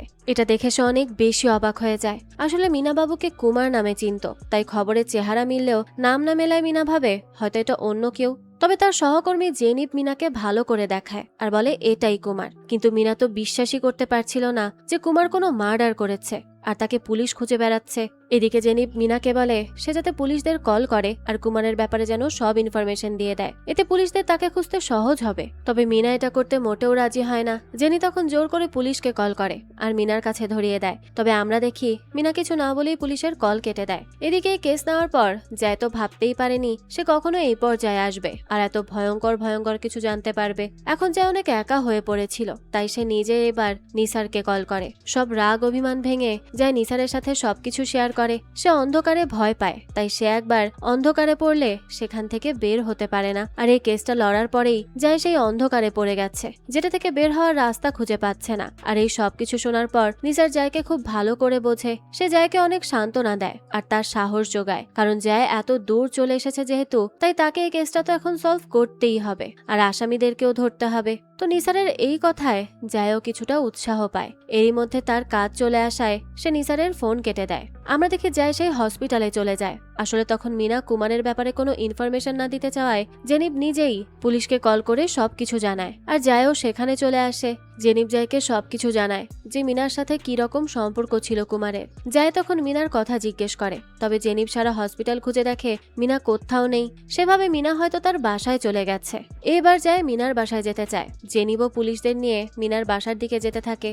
এরপর আমরা দেখি মিনা তার রুমে এসেছিল আর তখনই মিনার রুমের দরজায় কেউ নক করে। সে দরজা খুলতেই তার সামনে আমরা বাবুকে দেখতে পাই। মিনা বাবুকে দেখে অনেক বেশি ভয় পেয়ে যায়, তবে সে তাকে বুঝতে দেয় না। বাবু মিনার কাছে এসেই তাকে জড়িয়ে ধরে। এরপর সে মিনাকে ওই কুকুরটা দেখায়। সে কিছুই বুঝতে পারছিল না যে সে কি করবে। সে বাবুর জন্য কফি বানিয়ে দেয়। এরই মধ্যে সে খেয়াল করে বাবুর পেছনেই ওই খবরের কাগজটা ছিল যেটাতে বাবুর খুনের খবর ছিল। মিনা তখন তাড়াতাড়ি করে কাগজটা লুকিয়ে ফেলে। এদিকে বাবু মিনাকে নিজের জিনিসপত্র গুছিয়ে নিতে বলে আর বলে সে মিনাকে বিয়ে করতে চলেছে। এই কথা শুনে মিনার এবার খুশি হওয়ার জায়গায় ভয় হতে থাকে। বাবু মিনাকে কাছে নেয় আর তখনই বাবু মিনার হাতে ওই খবরের কাগজটা দেখতে পায়। সে কাগজটা নিয়ে সেখান থেকে নিজের সব কার্যকলাপের নিউজ দেখে আর মিনাকে বোঝাতে থাকে যে সবকিছু মিথ্যা, সে সব কিচ্ছু করেনি। মিনা এখানে বাবুর কাছ থেকে ছোটার চেষ্টা করছিল, তবে বাবু মিনাকে যেতে দেয় না। তখন মিনা গরম পানি বাবুর উপর ছুঁড়ে মারে আর সে পালাতে নেয়, কিন্তু বাবু মিনাকে ধরে ফেলে আর মিনার মাথা ফ্লোরে বাড়ি মেরে তাকে সেখানেই মেরে ফেলে। এদিকে জায়রা মিনার রুমের সামনে চলে আসে আর দরজায় নক করে, তবে কেউ দরজা খোলে না। তারা তখন দরজা ভেঙে ভেতরে ঢোকে আর ভেতরে ঢুকেই সবাই মিনার লাশ নিচে পড়ে থাকতে দেখে। অর্থাৎ পুলিশরা আসার আগেই বাবু মিনাকে মেরে এখান থেকে পালিয়ে গেছে। আর এক দফা জয় বাবুকে ধরতে ধরতে সেদিকে ছুটে যায়। পুলিশরাও আশেপাশে খুঁজতে থাকে, তবে বাবু কোথাও ছিল না। জয় ধারণা করে বাবু এখন এই শহর ছেড়ে চলে যাবে, তাই সে বিভিন্ন জায়গায় পুলিশ পাঠিয়ে দেয়। সেদিন রাতেই যায় জিমির খোঁজ পেয়ে জিমির বাড়িতে চলে যায়। সে তখন তার নতুন বউয়ের সাথে হানিমুনে যাওয়ার প্ল্যান করছিল। তখনই দরজায় নক পড়তেই জিমি দরজা খোলে। সে তো পুলিশদের দেখেই ভীষণ ভয় পেয়ে যায়। যায় তখন জিমির কাছে বাবুর কথা জিজ্ঞেস করে। সে জানায় বাবু এখানে নেই। এবার যায় তাকে মারতে মারতে নিচে নিয়ে যায়। জিমি তো নিজেও জানতো না যে বাবু কোনো মার্ডার করেছে, তাই এইটা শোনার পর জিমি জয়কে রিকোয়েস্ট করে আর বলে এসবের মধ্যে তার কোনো হাত নেই। জয় তখন রেগে মেগে বলে বাবু একটা সাইকো। একথা জানার পরেও সে বাবুকে কি করে তার বাসায় থাকতে দিল। জিমি বলে সে বিশ্বাস করেছিল বাবুকে, তবে সে এমন কিছু করবে সেটা কখনো ভাবেনি। এখানে আমরা জানতে পারি বাবু জিমির বাড়ি থেকেও পালিয়েছে, তাও জিমির বিয়ের স্যুট সহ, তাদের হানিমুনের টিকিট সহ নিয়ে পালিয়ে গেছে। আর এই কথা শুনেই যায় জিজ্ঞেস করে জিমিরা কোথায় হানিমুনে যাওয়ার জন্য টিকিট কেটেছিল। তখন জিমি জানায় আগ্রা। এরপরেই আমরা দেখি যায় তার ডিসিশন নিয়ে দোটানায় পড়ে যায়। সে যে কোনো একটা ডিসিশন বেছে নিলে আর একটা ধ্বংস হয়ে যাবে। এরই মধ্যে এসপি জয়কে কল করে। সে যেহেতু জয়কে এই কেস থেকে বের করে দিয়েছে আর বের করে দেওয়ার পরেও জয় এই কেস নিয়ে কাজ করে যাচ্ছে, এই শুনে সে অনেক রেগে যায়। তাই সে এবার সরাসরি জয়কে সাসপেন্ড করে দেয়। অর্থাৎ জয়ের হাতে যে শেষ বলটুকু ছিল আসামিদের ধরার, সেই বলটুকুও ছিনিয়ে নেওয়া হয়। এসিপি জয়কে বোম্বে থেকে দিল্লি ফেরত চলে আসতে বলে। এদিকে আমরা বাবুকে দেখি যে একটা জায়গায় গিয়ে নিজেকে পরিবর্তন করার জন্য চুল কেটে ফেলে। এদিকে রাজ্য বৃষ্টির মধ্যে একটা বড় বাড়ির সামনে যায়, লাঠি নিয়ে যায়।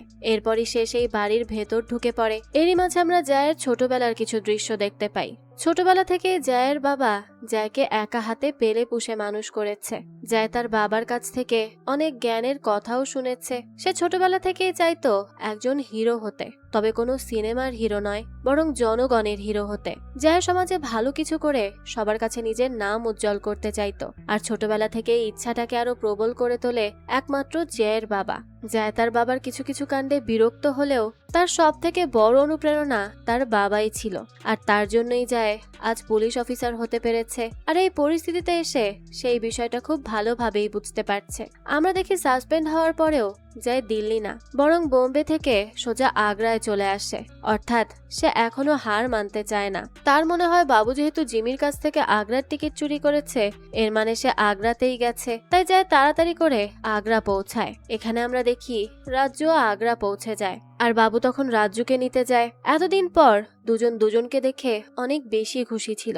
তবে ওই স্টেশনে একজন পুলিশ তাদের দুজনকে দেখে সাথে সাথে চিনে ফেলে যে এরাই আসামি। এদিকে বাবু দেখার আগে রাজ্য তাদের পেছনে পুলিশ দেখতে পায়, তাই সে বাবুকে নিয়ে দ্রুত সেখান থেকে পালাতে থাকে। পুলিশও তখন তাদের পেছন পেছন দৌড়াতে থাকে। তবে শেষ পর্যন্ত পুলিশ বাবুদের আর ধরতে পারে না। তাই পুলিশ তাড়াতাড়ি করে থানায় এসে দিল্লি কল করে বাবু আর রাজুর খোঁজ জানানোর জন্য।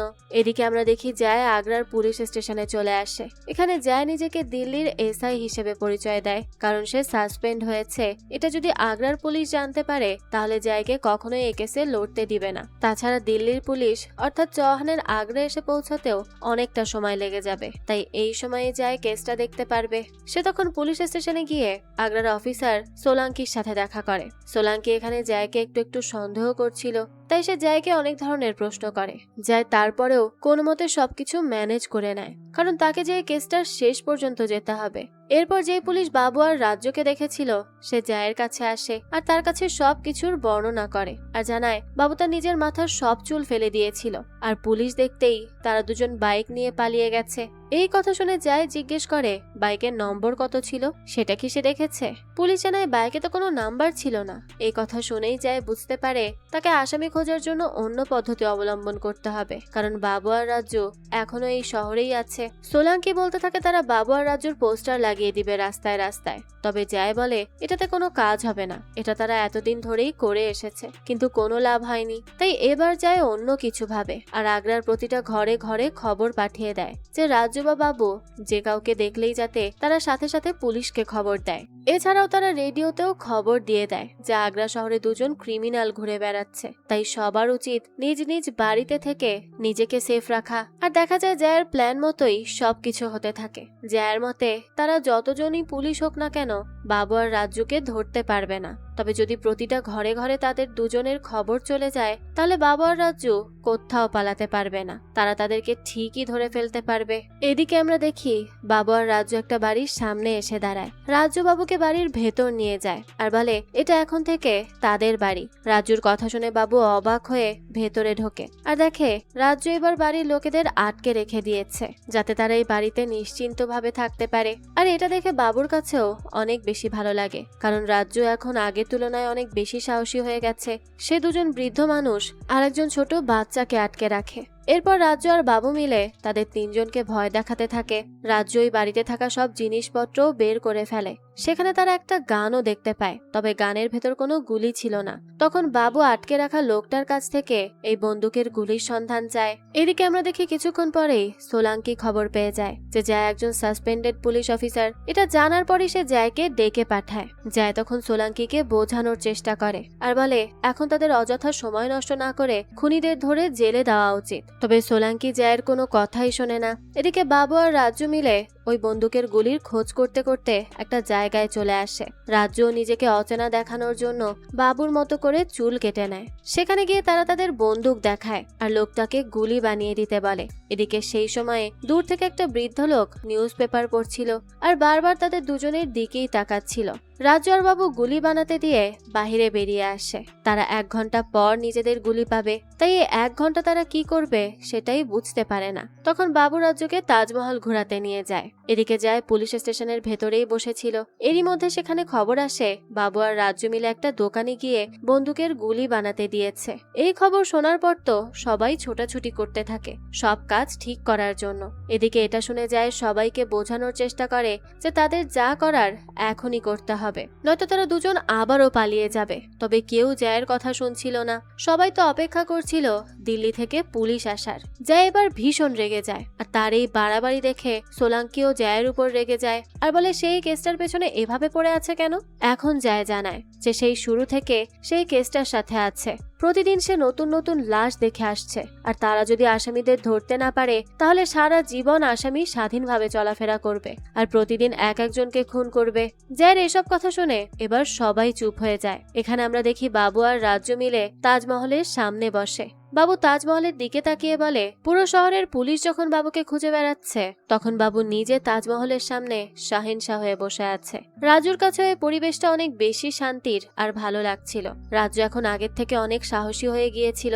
সে ধীরে ধীরে বাবুর মতো হচ্ছিল। এখন আর রাজু আগের মতো ভয়ও পায় না। এটা দেখে বাবুরও ভালো লাগে। তাই এবার তারা প্ল্যান করে যে তারা আগ্রা থেকে কেরালাতে চলে যাবে, আর সেখানে গিয়ে আবার নতুন পরিবেশে নতুন জায়গায় খুন খারাপি করবে, যেখানে তাদেরকে কেউ চিনবে না। বাবু ভাবে এতদিনে ছোট চোর হওয়া থেকে শুরু করে বড় বড় মার্ডারে শুধু রাজুই বাবুর সাথে ছিল, আর এখন পর্যন্ত আছে। তাই সে রাজ্যকে নিয়েই তার বাকি জীবন কাটাতে চায়। তবে তাদের এই ভবিষ্যৎ কল্পনার মাঝেই সেখানে পুলিশ এসে উপস্থিত হয়। পুলিশ দেখেই তো বাবু আর রাজু পালাতে থাকে। তারা দুজন বাইক নিয়ে পালাচ্ছিল। তখনই তারা খেয়াল করে পুরো শহর একেবারে ফাঁকা ছিল। বাবু এই বিষয়টা ভালোভাবে বোঝার আগেই সেখানে পুলিশ এসে তাদের ঘেরাও করে ফেলে। অর্থাৎ একমাত্র তাদেরকে ধরার জন্য পুলিশ পুরো শহর ফাঁকা করে দেয়। কিন্তু তবুও বাবু আর রাজু এতগুলো পুলিশের চোখ ফাঁকি দিয়ে সেখান থেকে যেতে থাকে। দেখা যায় জয় আর সোলাঙ্কি মিলেও বাবুদের পিছু নেয় তাদেরকে ধরার জন্য। তবে একটা সময় বাবু আর রাজু বাইক ছেড়ে দৌড়ে পালাতে থাকে। এরপর তারা দুজন ট্রেন স্টেশনে আসে। জয়ও দৌড়াতে দৌড়াতে তাদের পেছন পেছন আসে। এরপর যায় সেই ট্রেনের ভেতর ঢুকে পড়ে। আমরা দেখি সেই ট্রেনের ভেতরে বাবু আর রাজু ছিল। রাজু তখনও অনেক ভয়ে ভয়ে ছিল। ততক্ষণে সেখানে জয় চলে আসে, আর সে এসেই রাজুকে ধরে নেয়। এটা দেখে বাবু তখন ট্রেনে থাকা একটা বাচ্চা মেয়েকে ধরে ফেলে আর তাকে মারার হুমকি দিতে থাকে। তবে জয় রাজুর মাথায় বাড়ি দিতে দিতে বলে, সে আর কতজনকে মার্ডার করবে? শহরের সবাইকে করবে নাকি দেশের সবাইকে? তবে এখন আর তাদের পালানোর কোনো উপায় নেই। জয়ের কথা শুনেও বাবু বাচ্চাটাকে ছেড়ে দেয় না আর তাকে নিয়ে সেখান থেকে পালানোর চেষ্টা করে। কিন্তু তখনই পেছন থেকে একজন পুলিশ বাবুকে ধরে ফেলে, আর জয় তো বাবুকে পেয়ে ইচ্ছা মতো মারতে থাকে। বাবু এতদিন যতগুলো মানুষকে মার্ডার করেছে, এছাড়াও যা যা অন্যায় কাজ করেছে, সবকিছুর জন্য জয়ের অনেক বেশি ক্ষোভ ছিল বাবুর উপর। তাই সে তাকে মেরে মেরে একেবারে আধমরা বানিয়ে ফেলে। এরপরই তার কাছে একটু শান্তি লাগে, আর এভাবেই যায় বাবু আর রাজুকে অ্যারেস্ট করতে সক্ষম হয়।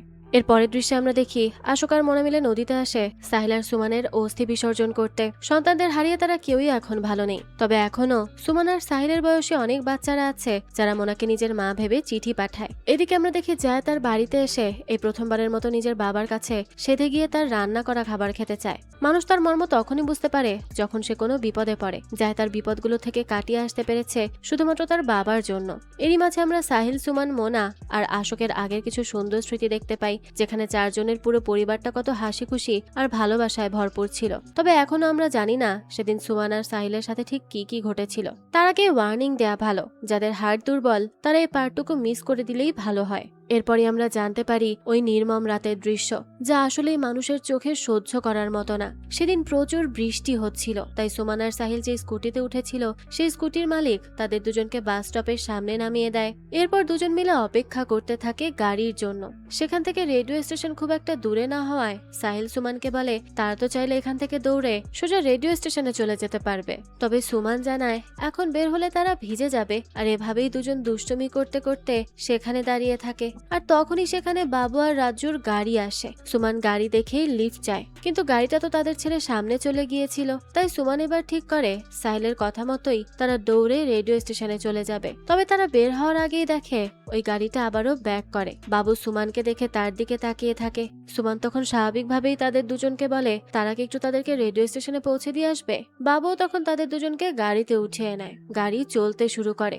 বাবু আগে সুমনের নাম জেনে নেয় আর জানতে পারে সুমনের বাবা আর্মি ছিল। এই কথা শোনার পর তো রাজু আরো বেশি ভয় পেয়ে যায়। তবে বাবু তাকে চুপ করিয়ে রাখে। সুমন খেয়াল করে বাবু শুধু বারবার তার দিকে অদ্ভুত ভাবে তাকাচ্ছে। এতে সুমনের বেশ অস্বস্তি লাগে। আর কিছু দূর যেতেই সুমন বুঝতে পারে বাবুর হাবভাব ভালো ছিল না। তাই সে সাহিলকে ইশারা করে। সাহিল ও সুমনের ইশারা বুঝতে পেরে দুজন মিলে বাবুকে গাড়ি গাড়ি থামাতে বলে, কিন্তু সে তো গাড়িই থামায় না। তাই এবার সুমান আর সাহিল দুজন মিলে গাড়ি খোলার চেষ্টা করে। তবে বাবু গাড়ি না থামালে এবার সুমান আর সাহিল সাহস করে পেছন থেকে বাবু আর রাজুর উপর আক্রমণ করে। তবে রাজু তখন তলোয়ারটা বের করে আর পেছনে মারতে যায়। তখনই সাহিল তলোয়ারটা নিজের হাত দিয়ে ধরতে গেলে সাহিলের হাত কেটে যায়। এটা দেখে সুমান অনেক বেশি ঘাবড়ে যায়। সে তাড়াতাড়ি করে সাহিলের হাত নিজের ওড়না দিয়ে বেঁধে দেয় আর বাবুদের রিকোয়েস্ট করে তাদেরকে ছেড়ে দেওয়ার জন্য। তবে বাবু তো এসবে আরো মজা পাচ্ছিল। সেই সময় সুমানরা চিৎকার করতে থাকে সাহায্যের জন্য। তখনই সেলিম তাদেরকে দেখে, তবে সে তাদেরকে সাহায্য করতে পারে না, বরং বাবু তো সেলিমের পাই ভেঙে ফেলে। কোনো কিছুতে না পেরে সুমান আর সাহিল আবারও নিজেদের সর্বোচ্চ শক্তি দিয়ে বাবু আর রাজুর সাথে লড়াই করার চেষ্টা করে।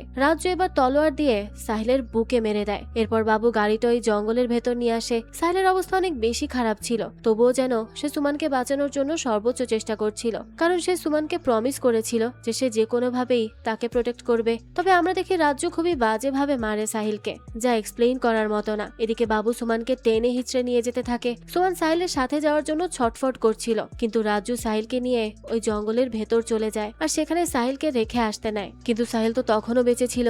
রাজু তখন আরো নির্মম ভাবে সেই তলোয়ারটা দিয়ে সাহিলকে ইচ্ছা মতো ক্ষত বিক্ষত করে। এদিকে বাবু সুমানকে নিয়ে তার উপর শারীরিক নির্যাতন চালায় আর তাকেও মেরে ফেলার চেষ্টা করে। এরপর সে রাজুর কাছে এসে বলে এবার তার পালা। তবে রাজু জানায় সে সব করবে না। আসলে সে অনেক ভয়ে ছিল, সে বাবুকে বাধা দিতে চাইছিল। তবে এর ফলে তাদের দুজনের মধ্যেই তখন মারামারি লেগে যায়। সেই সময় সুমান আসে আর একটা মোটা লাঠি দিয়ে নিজের সর্বোচ্চ শক্তি দিয়ে বাবু আর রাজুকে আঘাত করতে থাকে। এরপরে সে সাহিলকে খুঁজতে খুঁজতে সামনে যায় আর সেখানেই সাহিলের লাশ দেখে চিৎকার করে ওঠে। আর ঠিক সেই সময় বাবু উঠে এসে সেই মোটা লাঠি দিয়ে জোরে জোরে সুমানের মাথায় বাড়ি মারে আর তাকে সেখানেই মেরে ফেলে। বুঝুন ভাই বোনকে কতটা কষ্ট দিয়ে, যন্ত্রণা দিয়ে তারা মেরে ফেলেছে। আর এই ভয়ঙ্কর ঘটনা যায় এসপি কে শোনাচ্ছিল। পুরো ঘটনা শুনে সেও থাও হয়ে যায়। তবে তারা এখন খুনিকে ধরতে পেরেছে বলে একটু স্বস্তি পায়, নাহলে সুমান আর সাহিলের মতো আরো না জানি কত বাচ্চার এমন হাল হতো। তাছাড়া জায়ের প্রফেশনাল লাইফে এত কিছু ঘটে যাওয়ার পরেও সে নিজের জায়গায় শক্ত থেকে আসামিদের ধরতে সক্ষম হয়েছে বিধায় এসপি তার উপর অনেক খুশি হয় আর তাকে আবারও তার কাজে জয়েন করতে বলে। পরদিনই দেখা যায় জয় সুন্দর করে রেডি হয়ে যায়। সেদিন বাবু আর রাজুকে কোর্টে নেওয়ার দিন ছিল। জনগণ তো অনেক ক্ষেপেছিল তাদের উপর। জনগণের কাছে তুলে দিলে তাদেরকে তো একেবারে শেষ করে দিত। তবে সবার আগে কোর্টের রায় হওয়া প্রয়োজন, তাই যায় তাদের দুজনকে কোর্টে নিয়ে যায় আর কোর্ট এই ভয়ানক দুই আসামিকে মৃত্যুদণ্ড দেয়। সবাই তো এতে খুব খুশি ছিল আর এই কেস এখানেই ক্লোজ হয়ে যায়। সবাই যার যার মতো কোর্ট থেকে চলে যায়। তবে সেখানে শুধু বসে থাকে মোনা আর আশোক, কারণ আসামিরা এখন শাস্তি পাবে আর আসামিকে ধরতে পেরে সবাই অনেক খুশি। তবে তাদের দুইজনের সন্তান তো আর কখনো ফিরে আসবে না। সেদিন রাতে কি নির্মম ঘটনার সম্মুখীন হয়েছে তাদের দুই সন্তান, সেটা তো আর চাইলেই মুছে ফেলা যাবে না।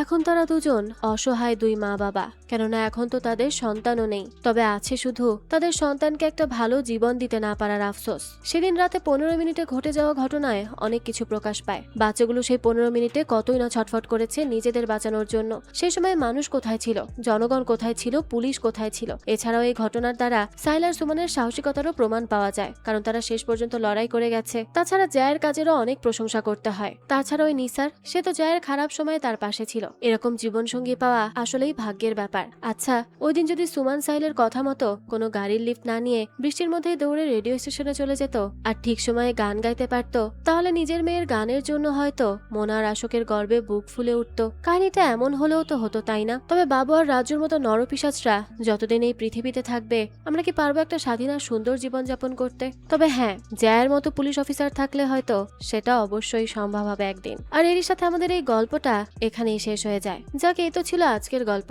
এই গল্পটা আপনাদের কাছে কেমন লেগেছে সেটা অবশ্যই আমাদেরকে কমেন্ট করে জানাবেন। যদি এতটুকু ভালো লেগে থাকে তাহলে একটি লাইক দিয়ে যাবেন। আর হ্যাঁ, আমাদের এই চ্যানেলে কিন্তু প্রতিনিয়তই নতুন নতুন ভিডিও আপলোড করা হয়। সেই সব ভিডিওর আপডেট পেতে আমাদের চ্যানেলটিকে সাবস্ক্রাইব করে বেল আইকনে অল দিয়ে রাখতে কিন্তু ভুলবেন না। আর একটা কথা, আমাদের সকল ভিডিওর আপডেট পেতে জয়েন করতে পারেন আমাদের হোয়াটসঅ্যাপ চ্যানেলে, লিংক ডেসক্রিপশন বক্সেই দেওয়া আছে। আজকে তাহলে এই পর্যন্তই, আবারও হাজির হব নতুন কোনো ভিডিও নিয়ে। সেই পর্যন্ত সবাই ভালো থাকবেন আর আমাদের চ্যানেলের সাথেই থাকবেন। ধন্যবাদ।